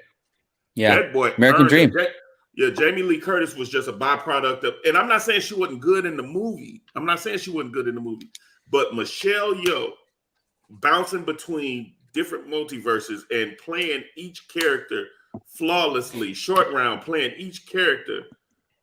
I mean, I don't have to go. I mean, And remember this: a few months ago, Jamie Lee Curtis was fucking roasted because she had a photo of a naked child stuffed in a fucking plastic bin. She had to literally delete her Twitter account, and she's winning fucking Academy Awards. Angela Bassett has no controversies or nothing, and she was a way better performance. But it's all fucking politics and bullshit. I'm surprised Zelensky didn't show up and hand the fucking awards out last night. After coming in on Air Force One. It wouldn't fucking surprise me. Like, seriously, you think I'm joking? Google Jamie Lee Curtis naked child stuffed in a plastic bin, and it'll fucking blow your mind. She said some stuff too that kind of threw me off. She was like, afterwards when she won the award, she said, they said, "Say, so I seen you looking." The lady said, "I saw you looking to heaven or looking up." She said, "Do you think your mom and dad are looking down on you?" And she was like, "I don't think they're up there looking down. I don't think anybody is just up there looking down. I was just looking up in as a sign of remembrance." She hit us with a Scientology answer, baby. I was just like, you know what? That's how she got it. She played that thing very well. Very, very well. You know what I'm saying? It was crazy. It was a roller coaster of emotions, but it was, again, I say, holler at me in the chat if you think. And by the way, Angelina Bassett was way finer than Jamie. They're about the same age, and Angela Bassett looks way fucking better than Jamie Lee Curtis. Hold on, Trey. We got a whole problem because you said Angelina Bassett. Now I know. I'm gonna tell you. I know Angelina Jolie is just as fine, but that Bassett is built different, Trey. 1995, Angelina Jolie was fine. This new yes. She was. I got. You know what? Eternals was the biggest steaming pile of fucking hippopotamus. You shit think so? Ever You been didn't like it? Oh man, I'm being sarcastic. It was a terrible. Okay, I was about to say, dude, the world didn't like it, but she didn't look bad. She did not look bad as the fucking warrior goddess. She did shit. No, she looked good. She looked good. But you know, who's my in Eternals? Who's the fast chick? That was my the deaf chick? Yeah. That's mine.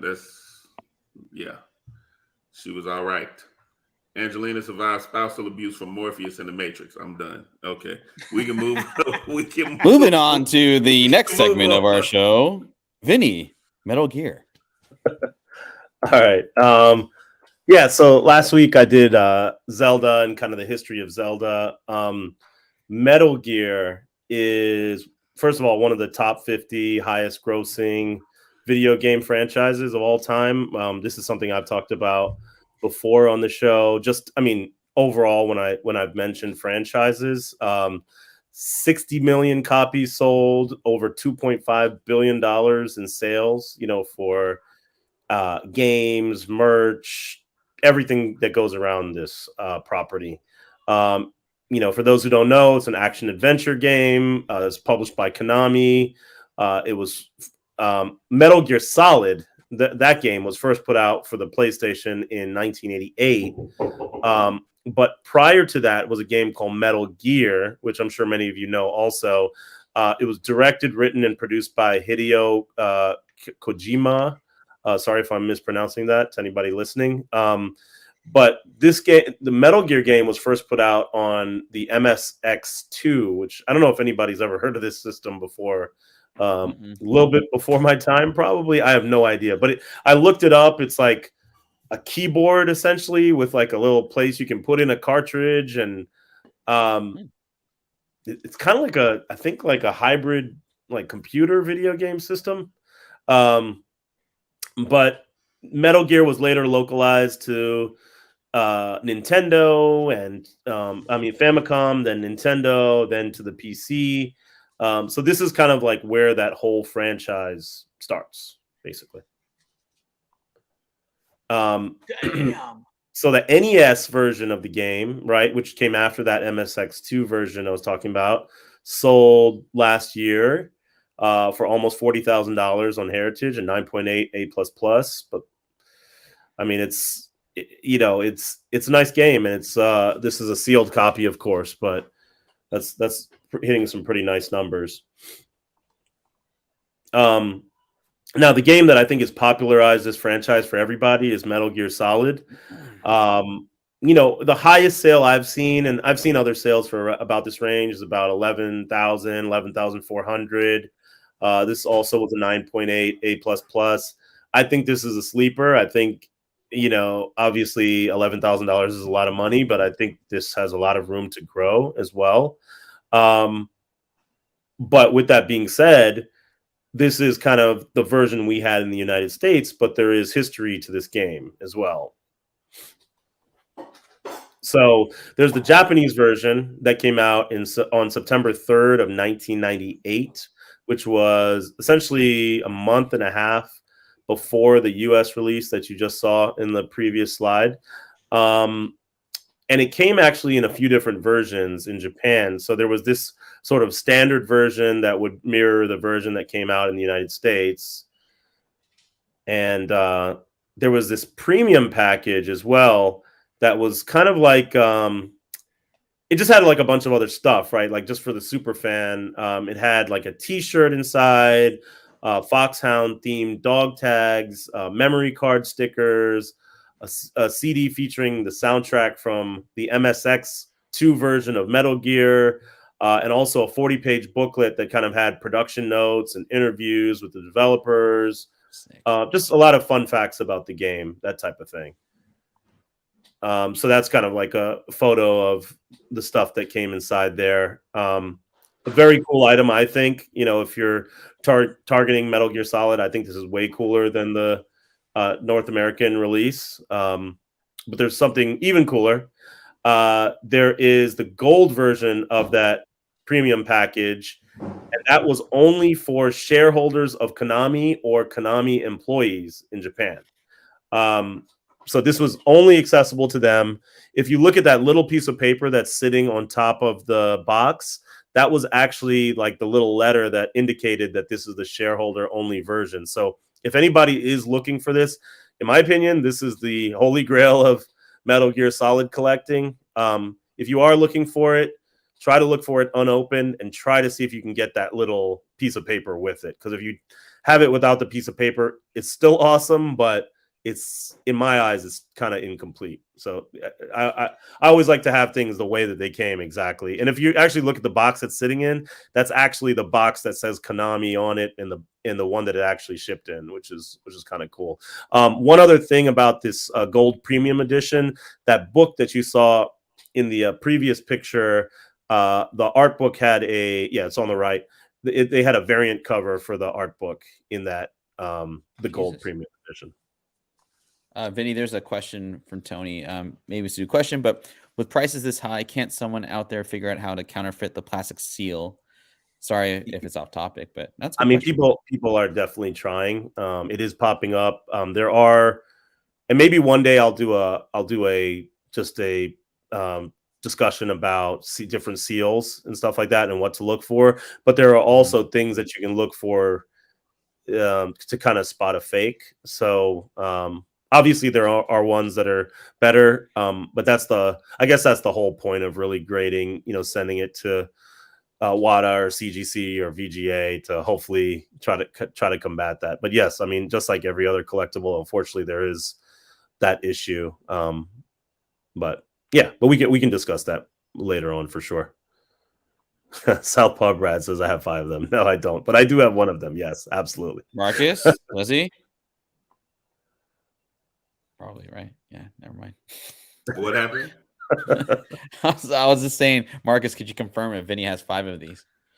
Oh, I laughed because I know Vinny has like 3 of them. He only said he had 1. He's lying. Nah. It was pretty expensive, man. I'm not gonna lie. It was like probably like $1,300, you know, but as I said before, I put my money where my mouth is. So if I'm talking about something, I have it usually because, you know, and it's not pumping. It's like literally what I'm looking for. And I'm telling you the reasons why I'm looking for it. And I'm giving you the dates and why I think, hey, you know, you can buy the regular version that came out later for 11 grand.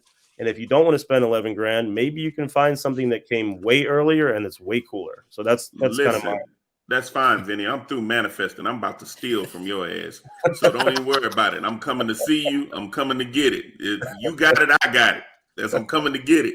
You got it. I got it. You know, another thing too is why I like this group of people is that we don't make money off selling our stuff. You know what I mean? Like we collect, but you can go look on my eBay and shit like that. There's nothing I'm going to talk about that I'm going to be trying to sell or anything else going forward. No, I don't even think Marcus sells shit. I know Vinny doesn't sell anything. Fur doesn't. And I don't know about Ralph, but I don't think he does other than vinyl. But I've sold, I think, five things in the last 10 years. So. Yeah, absolutely. Yeah. It's crazy. We ain't selling stuff. I need to, but don't get me wrong. Will I be selling stuff later? Absolutely. 20 years from now. Yeah, maybe 30 years. But anyways, I think that's a really cool release. Anybody, of course, this is a lot of our viewers are comic book collectors. So I wanted to also point out and if you guys have been watching the video game comic book market, it's been these video game collectors are seeping in, and they are collecting this stuff. So you're starting to see prices on books that would seemingly be dollar books now turning to hundreds of dollars, like the Super Mario books and just different things like that. So this was a book that was made by IDW in 2004, Metal Gear Solid #1. Now, surprisingly, the artwork is by Ashley Wood, who is like a really well-known artist and designer toy artist, if anybody's kind of follows Ashley Wood. But I thought that was really cool. Also, Fred, if you can go to the next slide. Oh, sorry. My Optimus is done by Ashley Wood. One of my Optimuses is done by Ashley. Yeah, I mean, super cool, just style and everything. So there was also a Diamond Retailer Summit version of Metal Gear Solid #1 as well. So I just wanted to kind of point that out. If anybody is looking for stuff related to the property because they believe in it or whatever, then these are some of the comics you can target as well. Cool. So that's kind of it for me. Dude, that hit for me for sure, man. That was like my second favorite game. Yeah, it goes. I mean, Benny's giving some good tea. I mean, there's copies you can pick up for under $40 right now on eBay. And what I thought about too? I thought about what is that, Vinny? And you may know, or Trey, I think you may know, because I think you put me on this many years ago. The first appearance of Sonic, is it in a Masters of the Universe? It's like a Skeletor book, right? It's in a couple of places, but it's like a couple of pages of Sonic the Hedgehog, the first Sonic the Hedgehog. Did you see what? I know what you're talking about. I've aged a lot since then. I think I know there's the promotional, I think it's like I won't say it's a mini comic, but there's a promotional version that they call the first appearance. But I don't know if it might have. Sonic might have appeared elsewhere before that. What's interesting about Sonic is Sonic was actually made kind of it wasn't really something you can chase down in Japan because they actually released that game in the United States first. So anything, even media that you're seeing out in the United States is probably the first stuff for Sonic. No, is it It was the Justice League International. Ultra Maximus had it 100%. There's a little preview in that. But in Masters of the Universe, from Image, it has Skeletor on the cover. It's that one, and then it's a Masters of the Universe with Skeletor on the cover. It has a couple of pages of Sonic the Hedgehog in it as well. I'm gonna look it up and find it while you guys are talking. I'm gonna pull it up. Now, sorry. Go ahead, Trey. No, I was just gonna say there was a Sonic the Hedgehog #1 that went for like $3,000 a couple of days ago. Doc Joe posted it in the Discord. It was a 9.8, but it was crazy how much that went for. See if I can find it. Now, just to mention this while you're talking, Jizzy Gillespie said, "I'm Castle Wolfenstein old." Wolfenstein, Wolfenstein old.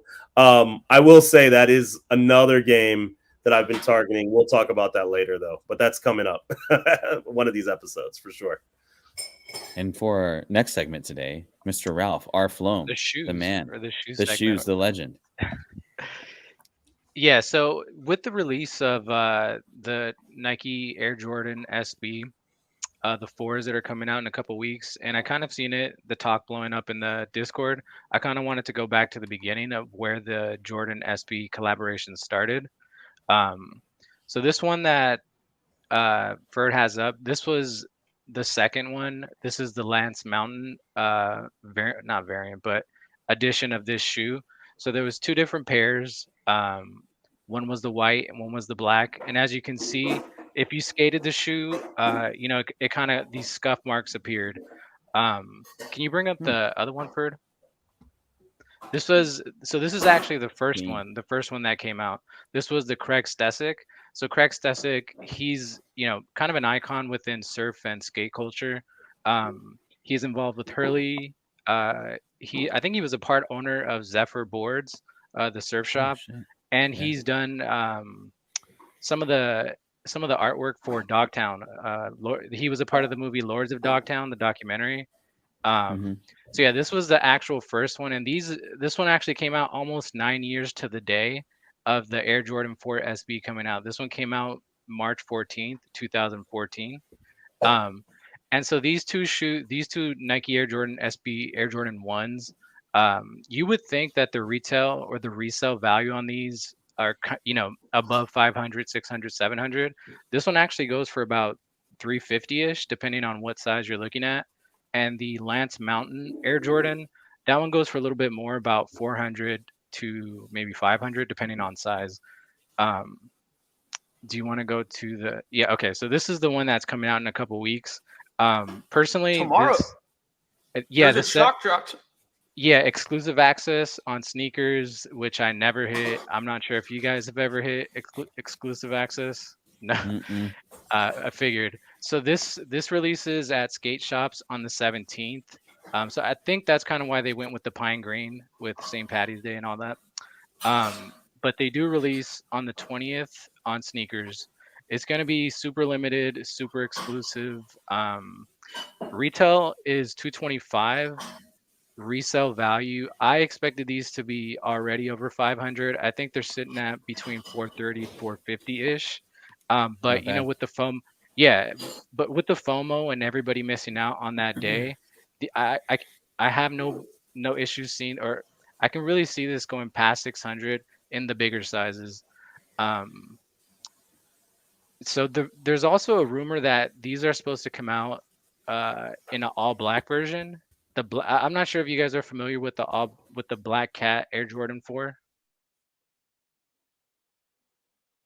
Have you guys seen that version of the Air Jordans? No, they're going to do an all black one? Yeah. So that's supposed to come out a few months after this one. That's the rumor. But wait a minute, I have the all black ones. No, so they're supposed to come out with the SB version of the all black ones. Yeah. I got it. So with those two coming out around the same time, possibly, I can see these doing well initially, but when the all black ones come out, I can see those being the ones that go through the roof. Dude, I want these bad because these are clean. Like you can wear these with jeans, shorts. There's not much you can't wear these with. I love that green. And between the two, I think the Air Jordan 1 is loved, but I think Air Jordan 4 is kind of the preferred between the two. I'm not sure what your guys' opinion is on Air Jordan 1 and 4, but personally 4 looks better. Like you said, it goes with more. The Air Jordan 1 is kind of a narrow type shoe. So Dude, here's what's funny is I've worn 1s and 4s in the last year in golf shoes because that's what Jordan's coming out in the golf shoes. They've got a golf sole. Last year they released the 4s in the bread colorway, the black and red. Yep. And they're just so damn comfortable on your feet. They fit right. You know, back when I was in, you know, junior high playing basketball, I remember the plastic wings would dig into my ankles at one point in time. And they fix a lot of the design flaws where that plastic doesn't dig in like it does. And they're just a comfortable fucking shoe, man. And they look good. And like I said, they just go with everything. I don't know why, but Jordan's ability, the Jordan 1s, the 4s, the 11s, some of the 13 3s. I mean, it's unbelievable what you can get away with wearing them. I mean, you can wear them with suits, you can wear them with shorts, jeans, you know, any type of legging you want, and they don't look horrible. Yeah, and even so skinny jeans. Are you rocking skinnies? Dude, I got too big an ass to rock skinny jeans. So the funny thing about the 4s too is everybody's saying how are they making this shoe skatable? But you can't really see it in that picture. The insole of the shoe is actually padded, so that's kind of the major difference between that 4 and the SB4. Cool. All right, vinyl stuff, man. Let's do it. Yep. So okay. I was also thinking about there's a few people in the Discord that are starting to get into buying and selling vinyl. So I was kind of brainstorming just to see what I can touch on as far as different marketplaces to sell. And there's the obvious, there's eBay, there's Mercari, Amazon, if you can get ungated. But Discogs is one that initially I wasn't too familiar with, but as I grew into vinyl, I was aware of Discogs and what you can do. So this isn't even for buying and reselling vinyl. If you have an old collection that you want to catalog and you're not really sure what the value is, there's an app that you can use and you can scan the barcodes on your vinyl and it'll give you the min, median, and max value of what your vinyl is worth. There's also, let me put the... Just like this, like on every vinyl, there's that barcode right there. It's kind of like on the eBay app where you can scan the UPC. The Discog app does the same thing. That's pretty cool, man. Bert, can you pull up the link I just sent you? Yeah, man. So the cool thing about the website as well is that they have a grading system kind of similar to comics, and people that use Discogs are really familiar with the grading portion of vinyl. So it's kind of key to make sure that you're grading your vinyl with the appropriate, mint, near mint, and it'll kind of explain to you what's considered mint, what's considered near mint, very good, so on and so forth. But it's a really good, it's a really good tool as well. If you have a local shop and you're wanting to pick up vinyls, and let's just say there's a vinyl you're looking for that you might think it might be overpriced, you can scan it with the app and just make sure that you're not getting ripped off and you're buying the vinyl at the appropriate price.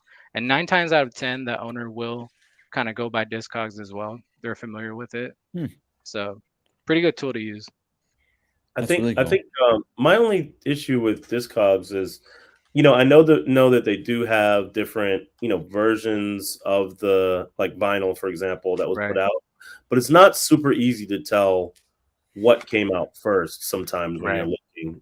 I mean, you can kind of look at the dates and look at the catalog number to some degree, but then you've got different versions that might have been released in the same year or things like that. So I've had a little bit of trouble. I don't know if there's an easier way to figure that out from your experience. So when I scan it, like you said, it is tough. And if it's a popular vinyl, there's multiple pressings, there's imports. So it's I kind of just go by the artwork can sometimes be a little bit different, and that's kind of how I can decipher. But like you said, if it's a popular album and there's multiple pressings, it is a bit tough. So I learned something interesting when I was at one of the record stores probably about a month, no, 2 months ago. So I found a sealed copy of the Slim Shady LP, right? So I was like, oh, this is interesting. When I looked on Discord, I mean, not Discord, on Discogs, there's a version with a black and white label and a version with a color label. And I was like asking the owner, I was like, well, which version is the version that I'm buying right now, and how Yeah. can you tell? And which one was the first print, right? And he was like, "Oh man, I don't know. I got to call him, the owner." So he calls the owner, and what he said, and I don't know if this is true or not, but what he said was that only after you open it do you know whether you got the black and white label or if you got the color label. And I don't know if there was a difference in the amount produced of each, but that's not something I could have figured out from Discogs. You know what I mean? That's another. Yeah, you're right when you bring that up. I bought a few vinyls that I don't really know. You can't really tell what variant it is because they have the same barcodes. But like you said, until you open it and you can see what color the vinyl is, then you really know what variant you have. But for the most part, Discogs has been super helpful. The one thing about Discogs as well is for the niche artists, they sell like hotcakes on there. Like the JPEG Mafias, the niche metal bands, punk bands, that sort of stuff. But obviously, these individuals that use it are familiar with the vinyl, so it's you want to make sure that you're shipping your stuff correctly. You're putting padded boards in there.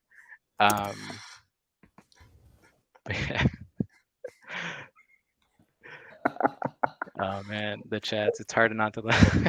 Chat is on And, fire. and Joe, Yeah. Joe and Wade are friends, by the way. Everyone relax. Yeah, chat is on fire, y'all. I love it. Go ahead. I'm sorry.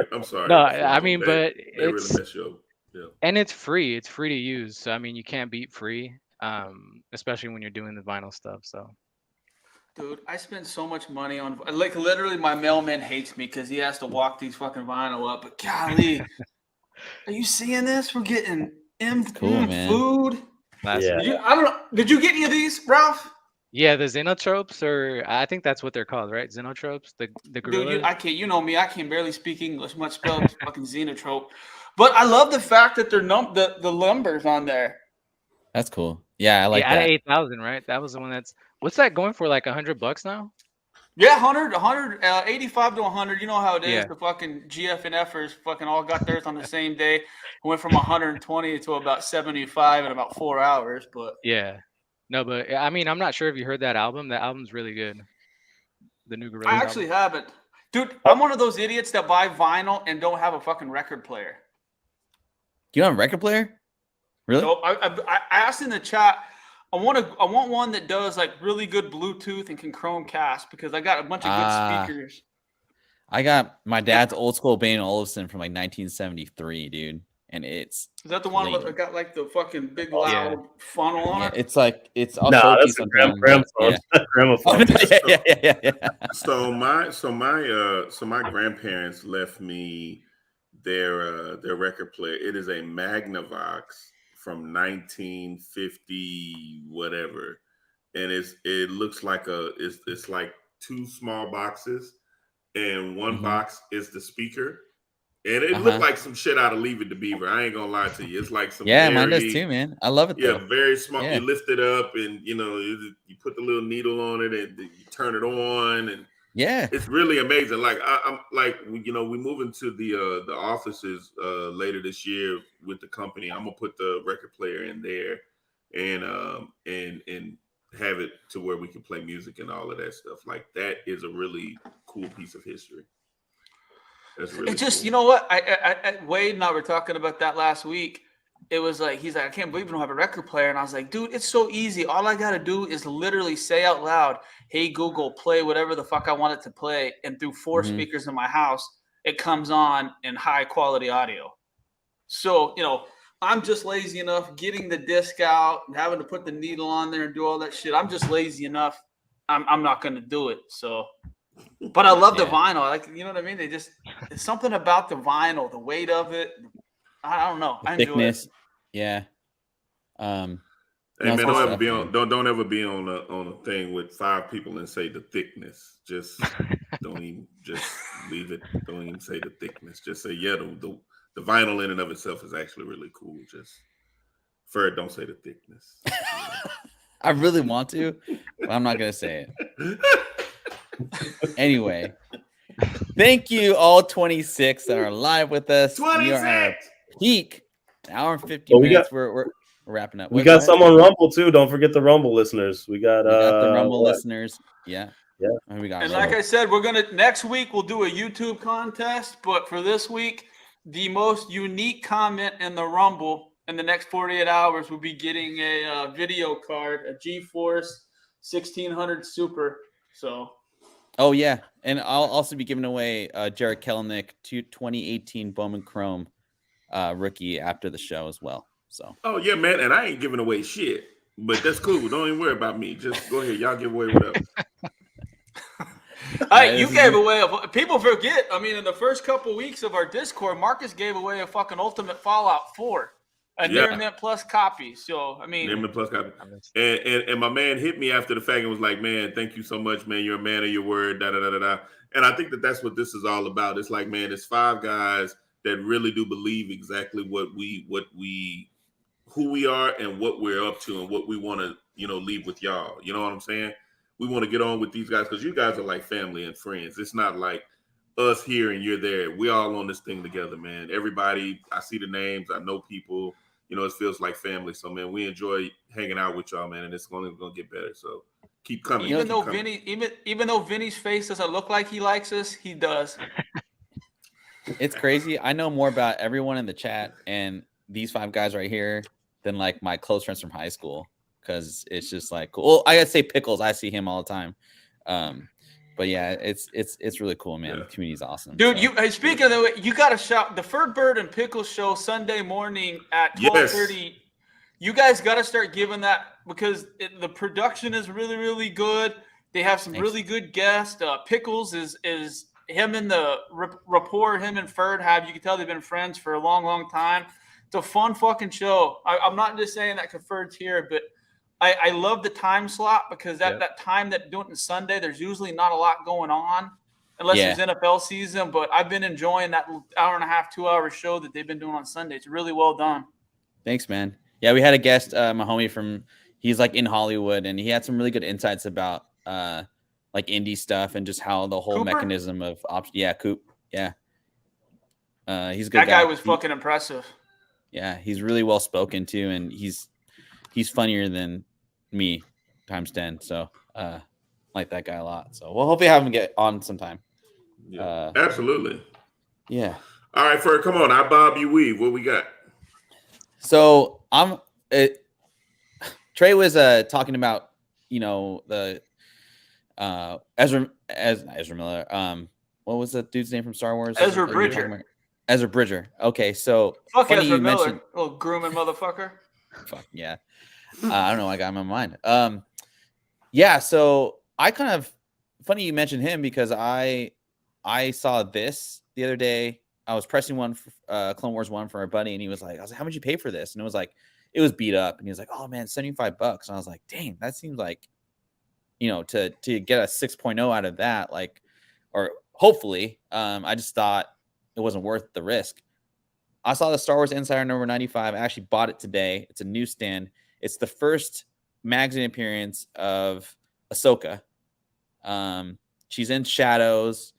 I actually think the cover to me is a lot more collectible than the Clone Wars one. It just pops a little more.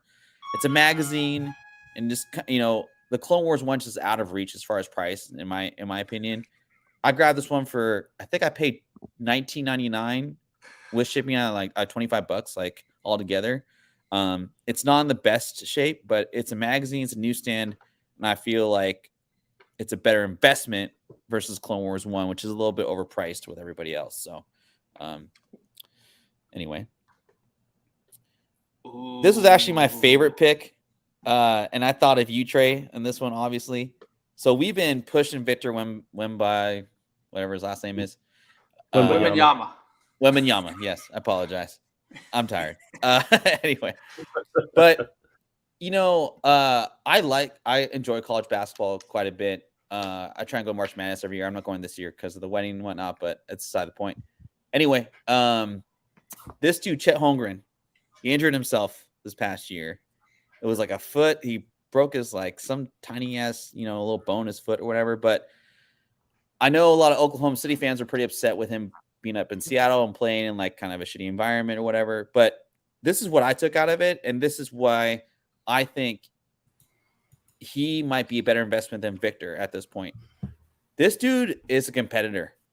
He is super skinny. He's like 180 pounds, like soaking wet. He's 7'1", but dude, he was going toe to toe with Banchero, those Houston kids. There was that big dude from Memphis who got drafted, and he's got that little some extra like anger in him. I don't know. It would he had be that Liz. interesting to see He had a Liz Frank. Is the injury that he had? Oh, that right. Bones, Yeah. That Liz Frank. Yeah, and he was going up against LeBron. That's how he got injured. LeBron was going in for a layup, and he was like, I'm not letting you dunk on me. I'd rather take an injury or risk it all for a pickup game, you know? So I looked at his cards, and they're not, I mean, they're a little bit expensive, but, you know, with the uncertainty about his injury, I mean, he's going to come back next year, and he's going to go up against Victor. I mean, if you're getting this early and, you know, there's opportunity to just buy his individual card without, you know, having to, you know, buy packs, it might be a good time to buy his card because literally NBA season's going on right now. There's all this concentration on Victor and NBA draft. And I don't hear people talking about Chet that much, at least more than Victor. So anyway. I think you're dead on, buddy. I think that, I mean, if you saw what he did in the summer league games, dude. I mean, he was averaging 4 to 5 blocks a game, and he was, you know, 55% from the 3-point line. Yeah. He had a mid game. He doesn't look like it, but he has that dog in him. You know, he's definitely not scared. I mean, there's videos of him going one-on-one with Steph Curry and getting the better of him on the dribble. Yeah, we're pissed at him. Like I said, going up there and fucking around in a pickup game and costing us a whole season. I mean, we're in the 10th spot right now. And, you know, Shea's been injured most of the year. Chet's been out. Poku's been out for 6 weeks.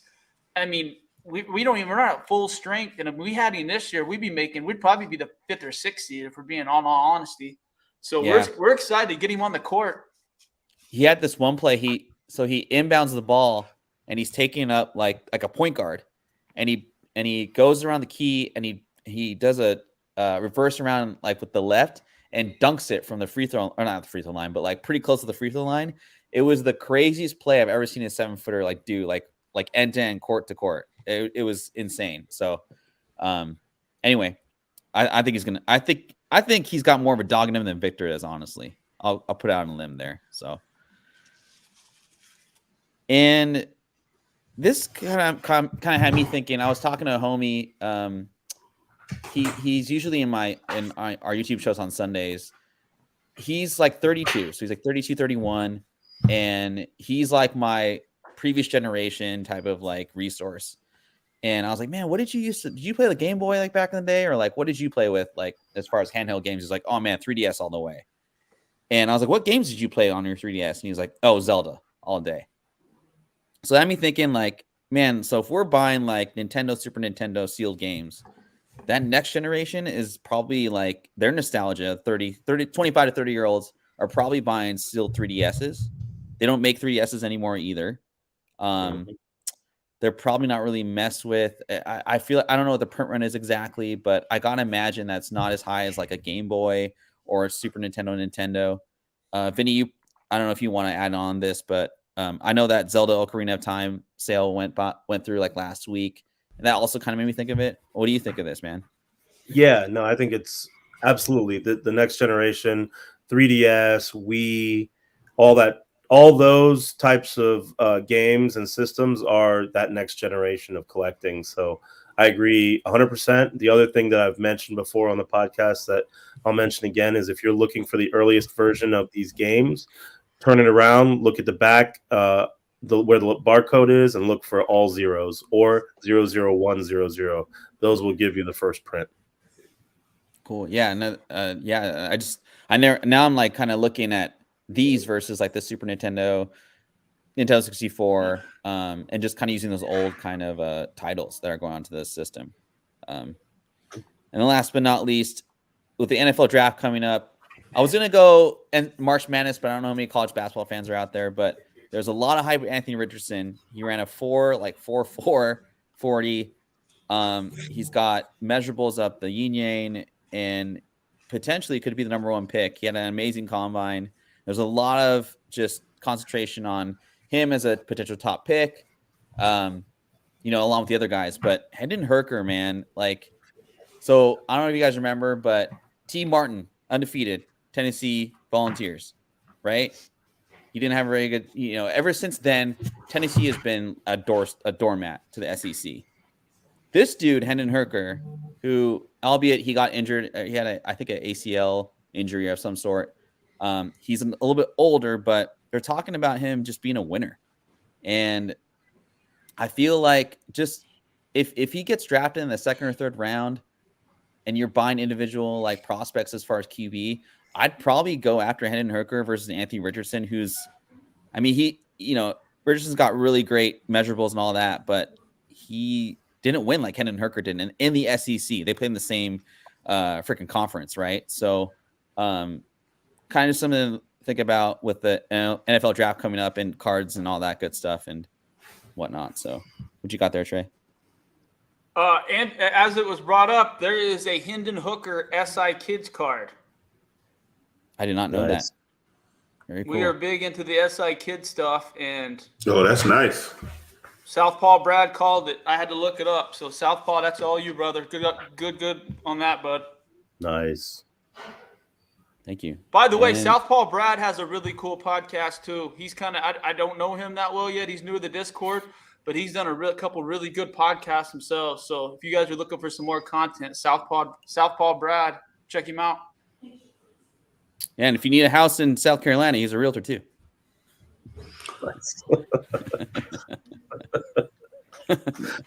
Just saying.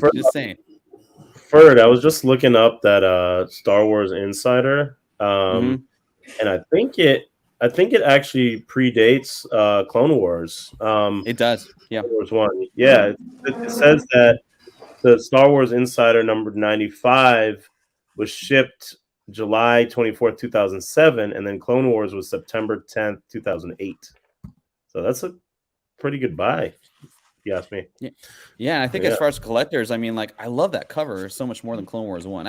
Iconic, right? It's comic book collectors, but it's it's got that clean white kind of border, and it has all the characters on the front too, which is why I like it. So that's pretty awesome, man. Thanks, man. Yeah. That's our show. Well, no, not just yet. Oh, not just yet. Not ready for I bed. love this bob and weave, by the way. It's literally that's a fucking awesome little thing you come up with in a couple of weeks. Thanks, man. Actually, I gave Ferd the idea. Me and Ferd were talking, and I told Ferd that you need to do a bob and weave segment, and Ferd said, "Okay, I like that. So can I run with the idea? Ferd, you go ahead, you run with it. I actually do. I kind of believe him. I know it's BS, but I believe him. He sold me, man. Yeah. See, that's what I say. If I tell you it's cheese on the moon, get crackers. You know what I'm saying? It's what it is. So y'all have to excuse me. I'm on sinus medication. I have a sinus infection. It's kind of bad. I'm trying to get it cleared up before we go to South by and connect with those two guys, Vinny and Trey. So let me ask you this. Was the sinus infection from all the smoke at the concert on Saturday night in the indoors? No comment? I don't know what smoke you speak about. These are very clean shows. It isn't a lot of smoke there in the back. No, I had this sinus. My son brought it, so he was at a party and they caught COVID. He didn't catch COVID, but he just got sick, and everybody else in the house got sick. It's something going on. I guess it's the pollen in the air or whatever. It's probably my cars are yellow from pollen. Oh, cars plural are yellow from pollen on right now. You go outside, it's crazy. So Yeah, neither here nor there. But man, listen, everybody that's hanging out right now, we definitely appreciate y'all. Y'all could have been anywhere in the world, but you're here with us, and we definitely mess with you because y'all mess with us. You know what I'm saying? We feel it. We feel it. Next Monday, we back again. We doing some more. Make sure you go to your favorite podcast place, whether it be Spotify, Pandora, Apple Music. The podcast is up. First two early episodes are up. This is the actual second episode. First episode was last week, but all of these episodes are up where you can listen to them. You're going to hear all the hiccups and I think one episode, I called my son name like he had did something wrong. Mason. And it was it's all in the podcast. That was good. You get all of it. We give it all to you. Ain't no edit. We're going to give it all to you because that's how you want it. You know what I mean?